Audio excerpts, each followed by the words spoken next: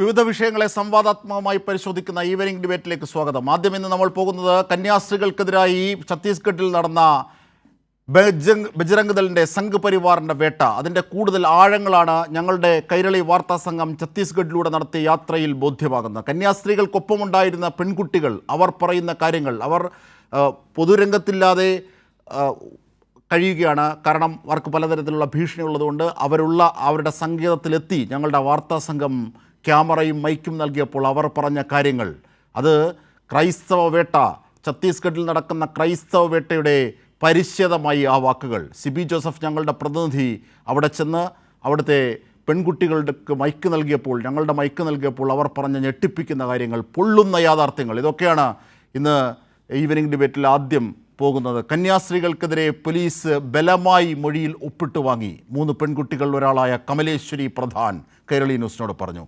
Police നോക്കി നിൽക്കെയാണ് തന്നെ ജ്യോതി ശർമ്മ എന്ന ആ ബജ്രംഗ് ദൾ നേതാവ് മർദ്ദിച്ചത്.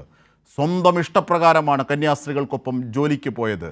ജീവനിൽ ഭയമുണ്ട്, ആ പെൺകുട്ടികൾ പറയുന്നു. സിബി ജോസഫ് ഞങ്ങളുടെ വാർത്താ സംഘത്തോട് ആ പെൺകുട്ടികൾ ഛത്തീസ്ഗഡിലെ ആ സങ്കേതത്തിൽ, അവർ ഒളിഞ്ഞിരിക്കുന്ന ആ സങ്കേതത്തിൽ, അതായത് ഒളിവിൽ എന്നുള്ള അർത്ഥത്തിലല്ല ഒളിഞ്ഞിരിക്കുന്നത്, മറിച്ച് അവർ പലതരത്തിൽ ബജ്രംഗ് ദളിൻ്റെ അടക്കം ഭീഷണി ഉള്ളതുകൊണ്ട്, നിയമപരമായ പോരാട്ടം നടത്തേണ്ടതുള്ളതുകൊണ്ട് അവർ കഴിയുന്ന ആ സങ്കേതത്തിലെത്തി ഞങ്ങളുടെ വാർത്താ സംഘം നൽകുന്ന ആ വിവരങ്ങൾ നമുക്കൊന്ന് കാണാം. ആ പെൺകുട്ടികൾ കൈരളി വാർത്താ സംഘത്തോട് പറഞ്ഞത് ആ വാക്കുകളിലേക്ക്. രാജ്യദ്രോഹ കുറ്റം ചുമത്തി ഛത്തീസ്ഗഡിലെ BJP സർക്കാർ 2 കന്യാസ്ത്രീമാരെയും ഒരു ആദിവാസി യുവാവിനെയും അറസ്റ്റ് ചെയ്തത് 3 പെൺകുട്ടികളിലെ മൊഴിയുടെ അടിസ്ഥാനത്തിലായിരുന്നു. അതിൽ ഒരു പെൺകുട്ടിയാണ് ഈ നിർബന്ധിച്ച് അവരെ കൊണ്ട് മൊഴി മാറ്റിപ്പിച്ചത്. ആ പെൺകുട്ടിയായ കമലേശ്വരി പ്രധാൻ ആണ്. കമലേശ്വരി പ്രധാൻ ഇപ്പോൾ കൈരളി ന്യൂസിനൊപ്പം ചേരുകയാണ്. നാരായൺപൂരിലാണ് കമലേശ്വരി പ്രധാൻ ഉള്ളത്. ഇന്നിപ്പോൾ ഈ കമലേശ്വരി പ്രധാൻ പോലീസിന് പരാതി നൽകി. അതിനുശേഷമാണ് ഇപ്പോൾ കൈരളി ന്യൂസിനോട് ചേരുന്നത്. അതിനും आप अपने जन के साथ मर्जी से गया था? जी सर, अपनी मर्जी से, अपनी मम्मी पापा की मर्जी से गई थी सर. लोग मेरे को जाने के लिए पैसा दिए थे कि अच्छा से जाना बेटा और अच्छे से काम करना बोले थे सर मेरे को.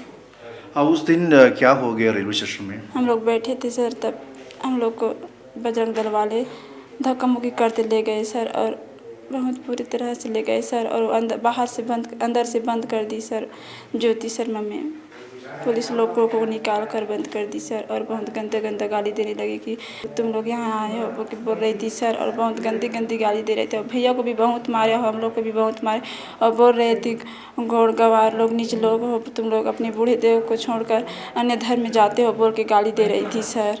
बहुत मार. ज्योति शर्मा क्या बताया, क्या आपका बोला? ज्योति शर्मा मार पीटा था, क्या बोला?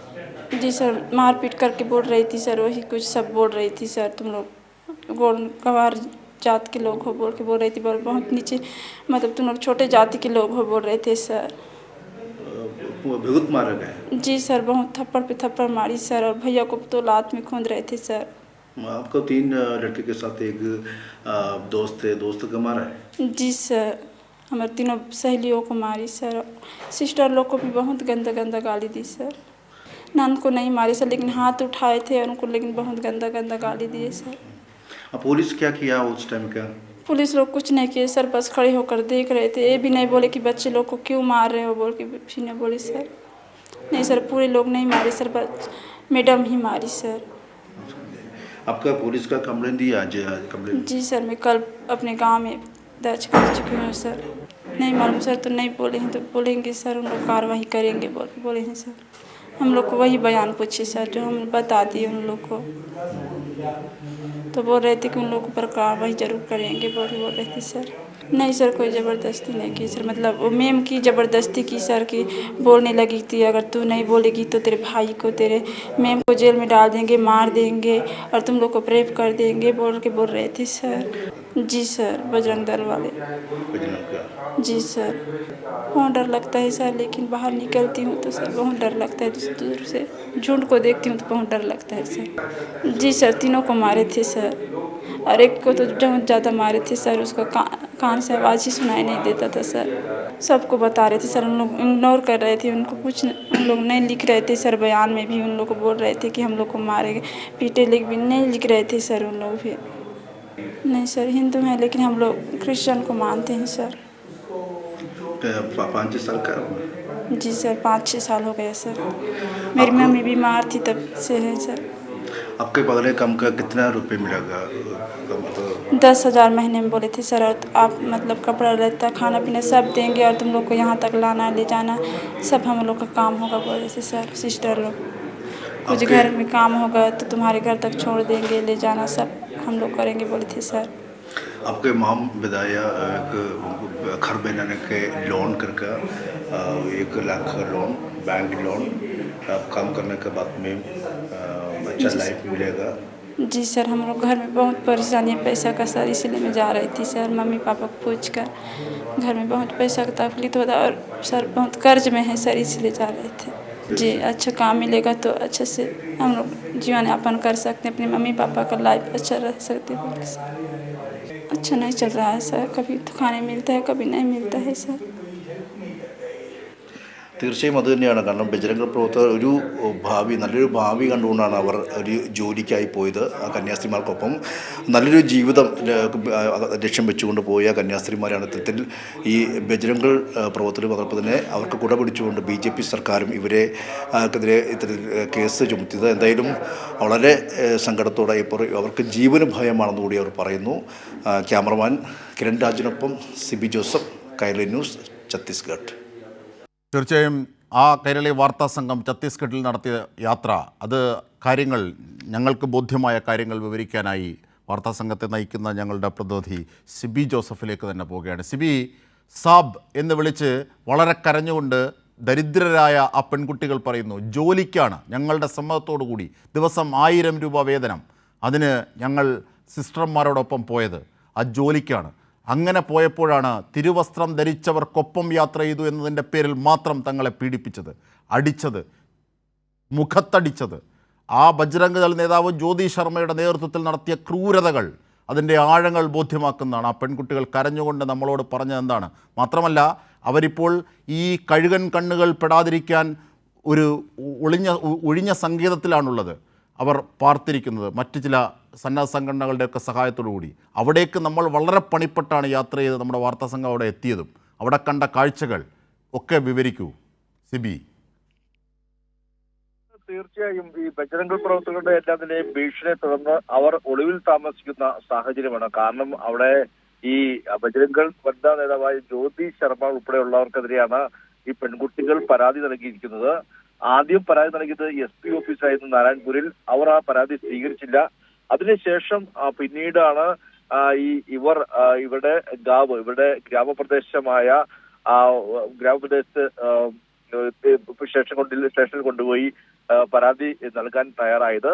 പക്ഷെ ഇപ്പോഴും ആ പരാതി പിന്നീട് ഈ ദുർഗ് സ്റ്റേഷനിലേക്ക്, സംഭവം നടന്ന ദുർഗ് സ്റ്റേഷൻ പരിധിയിലേക്ക് ഈ ഒരു പരാതി കൈമാറുകയും ചെയ്യണം. എന്തായാലും ഇപ്പോഴും ഈ പരാതിയിൽ FIR ഇട്ടിട്ടില്ല എന്നുള്ളത് യാഥാർത്ഥ്യമാണ്.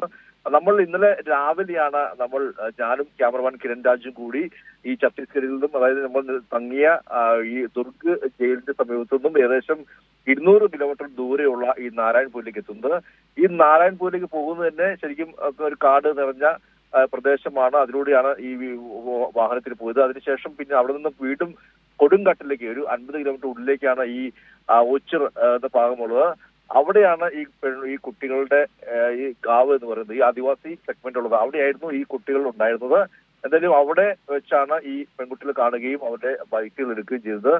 വളരെയധികം ഭയാനകമായ ഒരു സാഹചര്യത്തിലൂടെയാണ് പെൺകുട്ടികൾ കടന്നു പോകുന്നത്. അവർക്ക് അവിടെ CPI അടക്കമുള്ള ഇടതുപക്ഷ നേതാക്കൾ കൊടുക്കുന്ന ഒരു സംരക്ഷണവും കവചവുമാണ് അവർ ഇപ്പോൾ അവിടെ ഒളിവിൽ താമസിച്ചുകൊണ്ട് ഇത്തരത്തിൽ നമ്മോട് പ്രതികരിച്ചത്. ഇതിൽ അവർ പറയുന്ന പ്രധാനപ്പെട്ട കാര്യം എന്ന് പറയുന്നത് ഈ കന്യാസ്ത്രീകളൊക്കെ പോകുന്നത് നമ്മൾ അവരുടെ വീട്ടിലും പോയായിരുന്നു. അവിടെ ഈ കേസിൽ മൊഴി മാറ്റി പറയിപ്പിച്ച പെൺകുട്ടിയായ കമലേശ്വരി പ്രധാന്റെ വീട്ടിലും പോയിരുന്നു. ആ വീട്ടിൽ കണ്ട കാഴ്ച വളരെ ദയനീയമായ, ഏറ്റവും പാവപ്പെട്ട ആദിവാസി സെഗ്മെന്റിൽപ്പെട്ട ഒരു വീട്. ആ വീട്ടിൽ 2 വർഷം മുമ്പാണ് ആ വീടൊന്ന് പണിതത്. അതിന്റെ 4-5 ലക്ഷത്തോളം കടമുണ്ട്. അതിന്റെ അടക്കമെല്ലാം തന്നെയും ആ കടങ്ങൾ വീട്ടുന്നതിന് വേണ്ടി ഒരു അമ്മയും 5 പെൺമക്കളുമാണ്. അവർ ആ പെൺമക്കളിൽ ഒരാളാണ് ഈ കമലേശ്വരി പ്രധാൻ. അവർ ആ വീടിന്റെ കടം വിട്ടതിന് കൂടിയാണ് ഈ കന്യാസ്ത്രീകൾക്കൊപ്പം പോകുന്നത്. നിലവിൽ അവർ 10-200 രൂപയ്ക്കൊക്കെ അവരെ ഒരു ദിവസം ജോലി ചെയ്യുന്ന സ്ത്രീകളാണ്. അവർക്ക് വലിയ ആശ്വാസമായിട്ടാണ് അവർ ഈ കന്യാസ്ത്രീകൾക്കൊപ്പം പോയത്. പക്ഷേ അവിടെ ആ റെയിൽവേ സ്റ്റേഷനിൽ അവർ നേരിട്ടുള്ള അതിക്രൂരമായ പീഡനമാണ്. പ്രത്യേകിച്ച് ആ പെൺകുട്ടി പറയുമ്പോൾ വളരെ കണ്ണീരോടെയാണ് നമ്മൾ സംസാരിക്കുന്നത്. ഈ ബജരംഗ പ്രവർത്തകർ, അതായത് ഈ ജ്യോതി ശർമ്മയുടെ നേതൃത്വത്തിൽ ബജരംഗ പ്രവർത്തകർ എത്തുന്നു, തങ്ങളെ പിടിച്ചു നിർത്തുന്നു. 100 പുരുഷന്മാരുണ്ട്. അവർ വളഞ്ഞിട്ട് അവർ അസഭ്യം പറയാനും മർദ്ദിക്കാനും തുടങ്ങി. ജാതി പറഞ്ഞ് അധിക്ഷേപിച്ചു. റെയിൽവേ പോലീസ് സ്റ്റേഷനിൽ എത്തിയ ശേഷവും ഒരു യുവാവ് അത്തരത്തിൽ ഈ കന്യാസ്ത്രീമാർക്കെതിരെ മൊഴി നൽകിയില്ലെങ്കിൽ കൂട്ടബലാത്സംഗം ചെയ്യുമെന്നും സ്വകാര്യ ഭാഗങ്ങളിൽ സ്പർശിക്കുമെന്നും ഭീഷണിപ്പെടുത്തുന്നു. അതുകൂടാതെ ഈ 100 യുവാക്കളിൽ ചിലർ സ്പർശിച്ചതായും ആ പെൺകുട്ടിയുടെ പരാതിയിൽ പറയുന്നുണ്ട്. മാത്രമല്ല ഈ തങ്ങളുടെ കൂടെ ഉണ്ടാകുന്ന ആ ഒരു യുവാവിനെ കൊല്ലുമെന്ന് ഭീഷണിപ്പെടുത്തുന്ന രീതിയിലേക്ക് ആണ് കാര്യങ്ങൾ പോയത്. അവർക്കൊപ്പം ഉണ്ടായിരുന്ന സുകുമാൻ മാണ്ഡവി എന്ന ആദിവാസി യുവാവിനെ അവർ ക്രൂരമായി പൊതിരെ തല്ലുകയും ചെയ്യുകയും ചെയ്തു. അതോടൊപ്പം തന്നെ ഈ പോലീസുകാർ നോക്കി നിൽക്കുകയാണ് അതിക്രൂരമായ ഈ ഒരു സംഭവം നടക്കുന്നത് എന്നുള്ളതാണ് മറ്റൊരു പ്രധാനപ്പെട്ട കാര്യം. തീർച്ചയായും സിബി, ഭാരതാംബയെക്കുറിച്ച് പറയുന്നവരാണ്, ഭാരത സ്ത്രീയുടെ ഭാവശുദ്ധിയെക്കുറിച്ച് പറയുന്നവരാണ് ആ സ്ത്രീകളോട് അത്തരത്തിൽ മോശമായി പെരുമാറുന്നത്. ബലാത്സംഗം ചെയ്യുമത്രേ, അത് പറഞ്ഞിട്ടാണ് ആ പെൺകുട്ടികളെ പീഡിപ്പിക്കുന്നത്, മർദ്ദിക്കുന്നത്. ഏറ്റവും പ്രധാനപ്പെട്ട ഒരു വസ്തുത, ശരിയായി കൂലി പോലും അവർക്ക് ഉറപ്പാക്കാൻ കഴിയാത്തവരാണ് ബജ്രംഗ് ദളും അല്ലെങ്കിൽ അവരുടെ രാഷ്ട്രീയ യജമാനന്മാരായ BJPക്കും ഒക്കെ. അവർക്ക് കൂലി പോലും കൃത്യമായി ഉറപ്പാക്കാനാകാത്ത സാഹചര്യത്തിലാണ് അവർ ജോലി തേടിപ്പോയപ്പോൾ അവരെ മർദ്ദിക്കുന്നത്. അവരുടെ ജീവിതം മെച്ചപ്പെടുത്താനുള്ള ഒരിടപെടലും നടത്താതെ അവരുടെ അധ്വാനത്തിനുള്ള കൂലി പോലും കൃത്യമായി എത്തിക്കുന്ന സംവിധാനം ഉണ്ടാക്കാതെയാണ് അതുള്ളവർ കൊണ്ടുപോകുന്ന ഘട്ടത്തിൽ അത്തരത്തിൽ മെച്ചപ്പെട്ട വേതന സേവന വ്യവസ്ഥയിലേക്ക് അവർ പോകുമ്പോൾ അവരെ ശല്യപ്പെടുത്തുന്നത്, അവരെ ദ്രോഹിക്കുന്നത്. അത് തിരുവസ്ത്രമിട്ട് യാത്ര ചെയ്ത കന്യാസ്ത്രീമാരോടൊപ്പം പോയി എന്നതിൻ്റെ പേരിൽ മാത്രം. ഇത് ഇന്ത്യയിലാണ്. അജിംഷാദ്, തീർച്ചയായും ഈ കന്യാസ്ത്രീമാരെ ഇവർക്ക് നേരത്തെ പരിചയമുണ്ടായിരുന്നു. മാത്രമല്ല ഈ കന്യാസ്ത്രീമാർ നിരവധി പെൺകുട്ടികളെ ഇത്തരത്തിൽ ഏറ്റവും ബുദ്ധിമുട്ടോടെ കഴിയുന്ന പെൺകുട്ടികൾ തങ്ങളുടെ മഠങ്ങളിലും സ്ഥാപനങ്ങളിലും എല്ലാം തന്നെയും കൊണ്ടുവന്ന് ഇതുപോലെ നല്ല മെച്ചപ്പെട്ട വേതനവും താമസവും ഭക്ഷണവും നൽകി അവരുടെ ജീവിതം മെച്ചപ്പെടുത്തുന്ന രീതിയുണ്ട്. അതുകൊണ്ട് പല കുട്ടികളും അവിടെ ഇത്തരത്തിൽ ഈ ആദിവാസി സെഗ്മെന്റിലുള്ള പല കുട്ടികളും ഇത്തരത്തിൽ ജോലി ചെയ്യുന്നുണ്ട്. അവർക്കൊക്കെ എല്ലാം തന്നെയും നല്ല മെച്ചപ്പെട്ട ജീവിതം ലഭിക്കുന്നുണ്ട്. അതുകൊണ്ട് തന്നെയാണ് ഈ പെൺകുട്ടിയും ഇത്തരത്തിൽ പോകാൻ തയ്യാറായി അവർ ഈ 3 പെൺകുട്ടികളും എത്തിയത്. പക്ഷേ ഈ പെൺകുട്ടികൾ ഇവരോടൊപ്പം എത്തിയപ്പോൾ ഈ ബജരംഗ് പ്രവർത്തകർ പെട്ടെന്ന് ഓടിയെത്തുകയും പ്രത്യേകിച്ച് ജ്യോതി ശർമ്മ ഉൾപ്പെടെയുള്ള സംഘം ഓടിയെത്തുകയും പിന്നെ കന്യാസ്ത്രീകൾ അസഭ്യവർഷമാണ് കന്യാസ്ത്രീകളോട് നടത്തിയത്. ഈ കന്യാസ്ത്രീകൾ നിരപരാധികളാണെന്ന് ഈ പെൺകുട്ടികൾ പറയുമ്പോഴും അത് കേൾക്കാതെ പോലീസ് ഈ ബജരംഗ് പ്രവർത്തകർ പറയുന്നതനുസരിച്ച് FIR ഈ മതപരിവർത്തനവും നിർബന്ധിത മതപരിവർത്തനവും ഹ്യൂമൻ ട്രാഫിക് ഉൾപ്പെടുത്തി ഈ FIR തയ്യാറാക്കുകയായിരുന്നെന്നും ഈ പെൺകുട്ടി പറയുന്നു. പക്ഷെ വളരെ കരഞ്ഞുകൊണ്ടാണ് ഈ പെൺകുട്ടി നമ്മളോട് സംസാരിച്ചത്. എന്തായാലും ഇപ്പോൾ ഇടതുപക്ഷത്തിന്റെ ഒരു സംരക്ഷണനാണ് ഈ പെൺകുട്ടികൾ ഇപ്പോൾ അവിടെ ഉള്ളത്. ഈ പെൺകുട്ടികൾ ഒരു പരാതി നൽകിയിട്ട് ആ പരാതി പോലും സ്വീകരിക്കാൻ അവിടുത്തെ നാരായണപൂരിലെ SP തയ്യാറായില്ല എന്നുള്ളതും ഏറെ ശ്രദ്ധേയമായ കാര്യമാണ്. അദ്ദേഹം അതിൽ നിന്ന് കൈയൊഴിഞ്ഞുകൊണ്ട് നിങ്ങൾക്ക് നിങ്ങളുടെ സ്റ്റേഷൻ പരിധിയിൽ പോവുക എന്നുള്ളൊരു കാര്യമാണ് പറഞ്ഞത്. അത്തരത്തിലെല്ലാം തന്നെയും അവർക്ക് ഒരു പോലീസ് സംവിധാനമോ സർക്കാർ സംവിധാനം പോലും അവരെ കൂടെ ഇല്ലാതെ ഒറ്റപ്പെട്ടൊരു സാഹചര്യത്തിലാണ് ഈ പെൺകുട്ടികൾ കഴിയുന്നത്. അതാണ് അവർക്ക് പരാതിപ്പെടാൻ പോലും അവർ ഭയമുള്ളത്. ഇപ്പോഴും അവരുടെ ജീവന് ഭീഷണി ഉണ്ടെന്ന കാര്യത്തിൽ യാതൊരു സംശയവുമില്ല. എന്തായാലും ഇപ്പോൾ പരാതി നൽകിയിട്ടുണ്ട്. പക്ഷെ ഇതിലൊക്കെ എത്രത്തോളം ഒരു നീതി ലഭിക്കുമെന്നല്ലാതെ നമ്മൾ കണ്ടറിയേണ്ടതുണ്ട്. പക്ഷേ ഈ കേസിൽ ഈ പെൺകുട്ടികൾക്ക് ഇവരുടെ മൊഴിപ്പറമ്പ് മാറ്റുന്നതും മാത്രമല്ല ഇതുമായി ബന്ധപ്പെട്ടുകൊണ്ട് കന്യാസ്ത്രീമാർക്കെതിരെ ചുമത്തിയ വകുപ്പുകളെല്ലാം തന്നെയും അത് കൃത്യമായി കെട്ടിച്ചപ്പച്ചാണെന്ന് വ്യക്തമാകുന്ന ആ മൊഴികളും വെളിപ്പെടുത്തലാണ് ആ പെൺകുട്ടികൾ നൽകിയത്. ക്രൂരമായ പീഡനത്തിന് ഇരകളാക്കുകയും അസഭ്യ വർഷം ചുരുക്കുകയും ആദ്യാധിക്ഷേപം നടത്തുകയും നിങ്ങൾ നീച്ച ജന്മങ്ങളാണെന്നാണ് ഈ ജ്യോതി ശർമ്മയെ പോലുള്ള ആളുകൾ ആ പെൺകുട്ടികളോട് പറഞ്ഞത്. അത്രത്തോളം വളരെ മോശപ്പെട്ട രീതിയിൽ കാണുന്ന ഒരു സ്ഥിതിവിശേഷമാണ് ഇവിടെ സംഘപരിവാർ ഇത്തരത്തിലുള്ള ക്രൈസ്തവ സഭയെയും ന്യൂനപക്ഷങ്ങളോടും കാണിക്കുന്ന ഒരു വിവേചനം. ആ വിവേചനത്തിന്റെ ഒരു നേർക്കാഴ്ചയാണ് നമുക്ക് അവിടെ കാണാൻ കഴിഞ്ഞത്. തീർച്ചയായും അവർ പറഞ്ഞ കാര്യം, നമ്മൾ ഛത്തീസ്ഗഡിൽ കണ്ട കാര്യം, ഇതൊക്കെയാണ് സിബി ഇപ്പോൾ വിവരിച്ചത്. ഇനി ദൃശ്യങ്ങൾ കൂടി സാക്ഷിയാകുന്നുണ്ട് ആ മർദ്ദനത്തിൻ്റെ. ഛത്തീസ്ഗഡിലെ കന്യാസ്ത്രീമാരെ ആക്രമിച്ച ബജ്രംഗ് ദൾ നേതാവ് ജ്യോതി ശർമ്മ അവർ ക്രിസ്ത്യാനികളെ മർദ്ദിക്കുന്നതിൻ്റെ, ക്രൈസ്തവ പ്രവർത്തകരെ മർദ്ദിക്കുന്നതിൻ്റെ ദൃശ്യങ്ങൾ കൂടിയാണ് പുറത്തു വരുന്നത്. പോലീസിൻ്റെ കൺമുന്നിൽ വെച്ചാണ്, പോലീസ് നോക്കി നിൽക്കുകയാണ്, BJP സർക്കാരിൻ്റെ, ഛത്തീസ്ഗഡ് സർക്കാരിൻ്റെ പോലീസ് നോക്കി നിൽക്കുകയാണ് അത്തരത്തിൽ പൗരന്മാർക്ക് നേരെ അഴിഞ്ഞാട്ടം, ജ്യോതി ശർമ്മ എന്ന ബജ്രംഗ് ദൾ നേതാവിൻ്റെ നേതൃത്വത്തിൽ നടക്കുന്നത്. ക്രിസ്ത്യൻ സുവിശേഷ പ്രസംഗകരെ മർദ്ദിക്കുന്ന ആ ദൃശ്യങ്ങൾ, അവർ ഒരു കവൾ കാണുമ്പോൾ അടിക്കുമ്പോൾ മറുകവൾ കൂടി കാട്ടിക്കൊടുക്കുന്നുണ്ട്. പക്ഷേ എന്നിട്ടും അവരുടെ കഴുത്തിന് പിടിച്ചവരെ മർദ്ദിക്കുന്നു, അവരുടെ മുഖത്തടിക്കുന്നു അടക്കമുള്ള ദൃശ്യങ്ങൾ. ആ ദൃശ്യങ്ങൾ കൂടി ഈ പെൺകുട്ടികൾ പറഞ്ഞതുമായി ചേർത്ത് വെക്കുമ്പോൾ ആണ് നമുക്ക് കൂടുതൽ ഗൗരവമായ സ്ഥിതിയുടെ ആഴങ്ങൾ ബോധ്യമാകുന്നത്. അതുകൂടി ഒന്ന് കാണാം. कहाँ दूर में है? सामने ये लोग कुछ सामने तो मार सकती हूँ, चिंता नहीं करना, है ना? भगवान का जो रूप रहता है उसको राक्षस बोलते हैं. मार सकती हूँ बिल्कुल. BJP ഭരിക്കുന്ന ഛത്തീസ്ഗഡിലെ കാഴ്ചയാണിത്. പോലീസ് നോക്കി നിൽക്കെയാണ് ജ്യോതി ശർമ്മയുടെയും ബജ്രംഗ് ദൾ പ്രവർത്തകരുടെയും ന്യൂനപക്ഷ വേട്ട.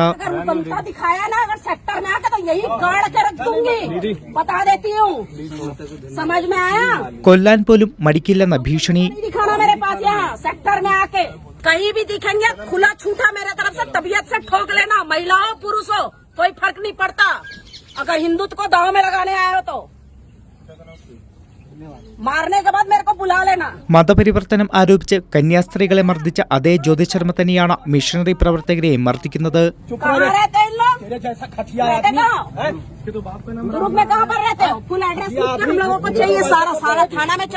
വലിയ പ്രതിഷേധങ്ങൾ ഉയർന്നെങ്കിലും BJP ഭരണത്തിൽ തീവ്ര ഹിന്ദുത്വ സംഘടനകളുടെ ന്യൂനപക്ഷ വേട്ട യഥേഷ്ടം തുടരുകയാണ്.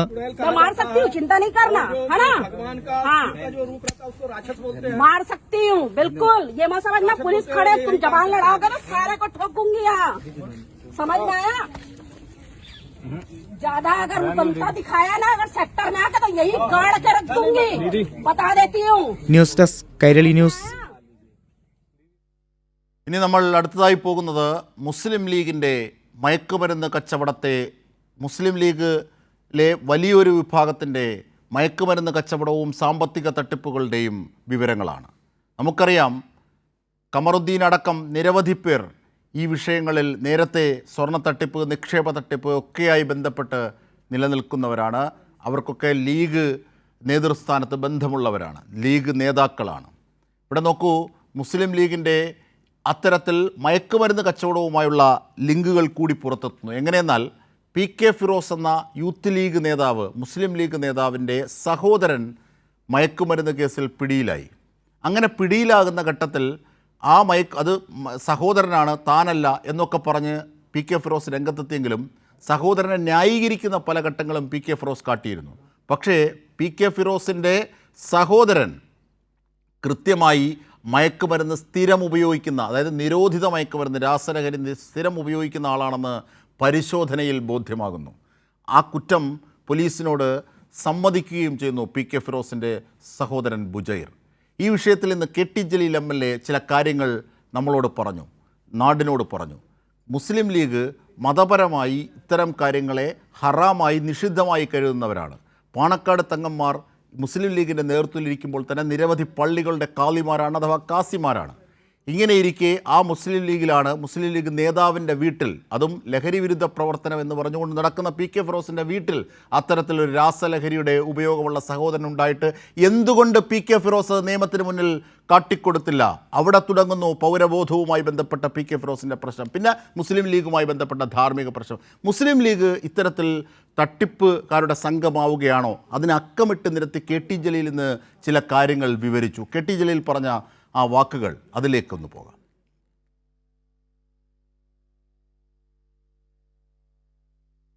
മുസ്ലിം ലീഗ് മയക്കുമരുന്നിനെതിരെ വലിയ ക്യാമ്പയിൻ നടത്തിയപ്പോഴെങ്കിലും PK ഫിറോസ് സഹോദരന്റെ കാര്യം പോലീസിൽ അറിയിക്കണമായിരുന്നു. സ്വന്തം വീട്ടിൽ നിന്നായിരുന്നു ക്യാമ്പയിൻ തുടങ്ങേണ്ടിയിരുന്നത്. ജീവിതത്തിൽ സൂക്ഷ്മത പുലർത്തിയ നേതാക്കളുടെ പാർട്ടി ഇപ്പോൾ മയക്കുമരുന്ന് കച്ചവടക്കാരുടെയും സാമ്പത്തിക തട്ടിപ്പുകാരുടെയും കേന്ദ്രമായി മാറി. KT ജലീൽ പറഞ്ഞു. വിദേശ രാജ്യത്ത് എവിടെയെങ്കിലും അദ്ദേഹത്തിന് വല്ല ബിസിനസ്സും ഉണ്ടോ?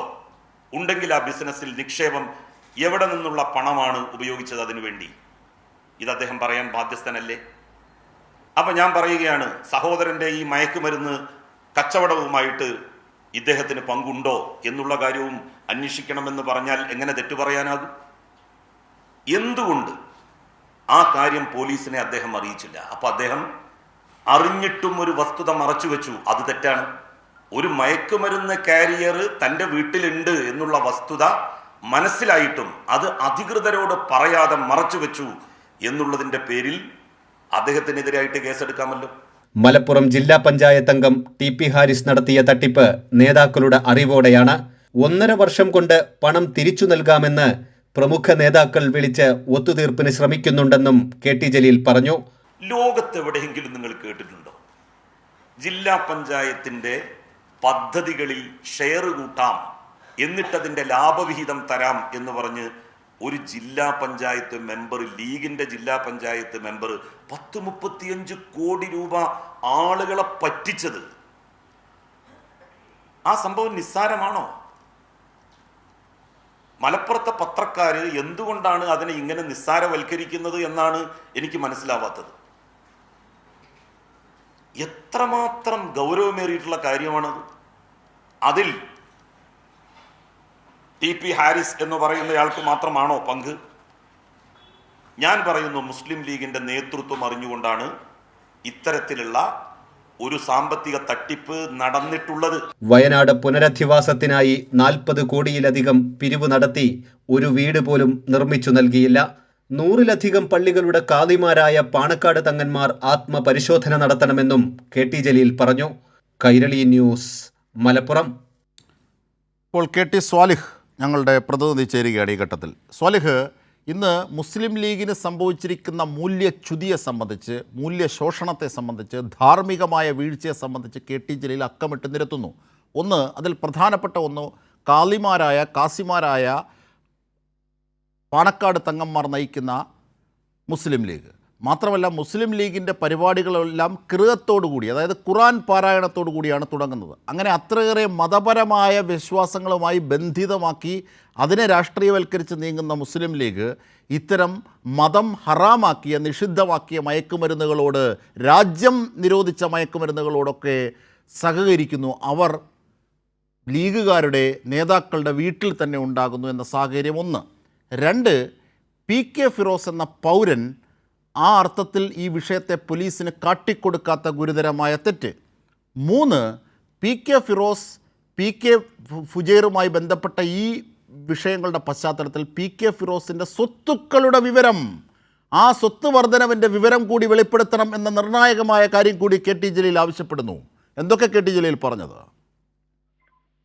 അജിംഷാദ് അദ്ദേഹത്തിന്റെ തന്നെ വാക്കുകൾ അനുസരിച്ച് വലിയ സൂക്ഷ്മത പുലർത്തിയിരുന്ന മഹാരഥന്മാരായ ആളുകൾ നേതൃത്വം നൽകിയ മുസ്ലിം ലീഗിനാണ് ഇപ്പോൾ തട്ടിപ്പുകാരുടെയും അതോടൊപ്പം തന്നെ ഇത്തരത്തിലുള്ള മയക്കുമരുന്ന് കച്ചവടക്കാരുടെയും കേന്ദ്രമായി മാറിയിരിക്കുന്നത് എന്നാണ് കെ.ടി. ജലീൽ പറഞ്ഞത്. അതിന് അദ്ദേഹം ഓരോ തെളിവുകൾ ചൂണ്ടിക്കാണിക്കുകയും ചെയ്തു. നേതാക്കളുടെ സാമ്പത്തിക ക്രമക്കേടുകൾ ചൂണ്ടിക്കാണിച്ചു. അതോടൊപ്പം ചന്ദ്രികയിലെ കള്ളപ്പണം വെളുപ്പിക്കുന്നതുമായി ബന്ധപ്പെട്ട കാര്യങ്ങൾ മറ്റേതൊരു പാർട്ടിയിലാണ്, കോൺഗ്രസിൽ പോലും ഇത്തരത്തിലുള്ള നടപടികളോ നീക്കങ്ങളോ ഒന്നുമില്ല. മുസ്ലിം ലീഗിൽ ഇത്തരത്തിലുള്ള സാമ്പത്തികമായ തിരിമറികൾ നടക്കുന്നു. അത് പാണക്കാട് തങ്ങന്മാർ ഇത്തരം സ്വകാര്യ ട്രസ്റ്റുകളുടെയൊക്കെ അധ്യക്ഷ സ്ഥാനം വഹിക്കുന്നത് ഒഴിവാക്കണം എന്നുകൂടി അദ്ദേഹം ഓർമ്മപ്പെടുത്തുന്നുണ്ട്.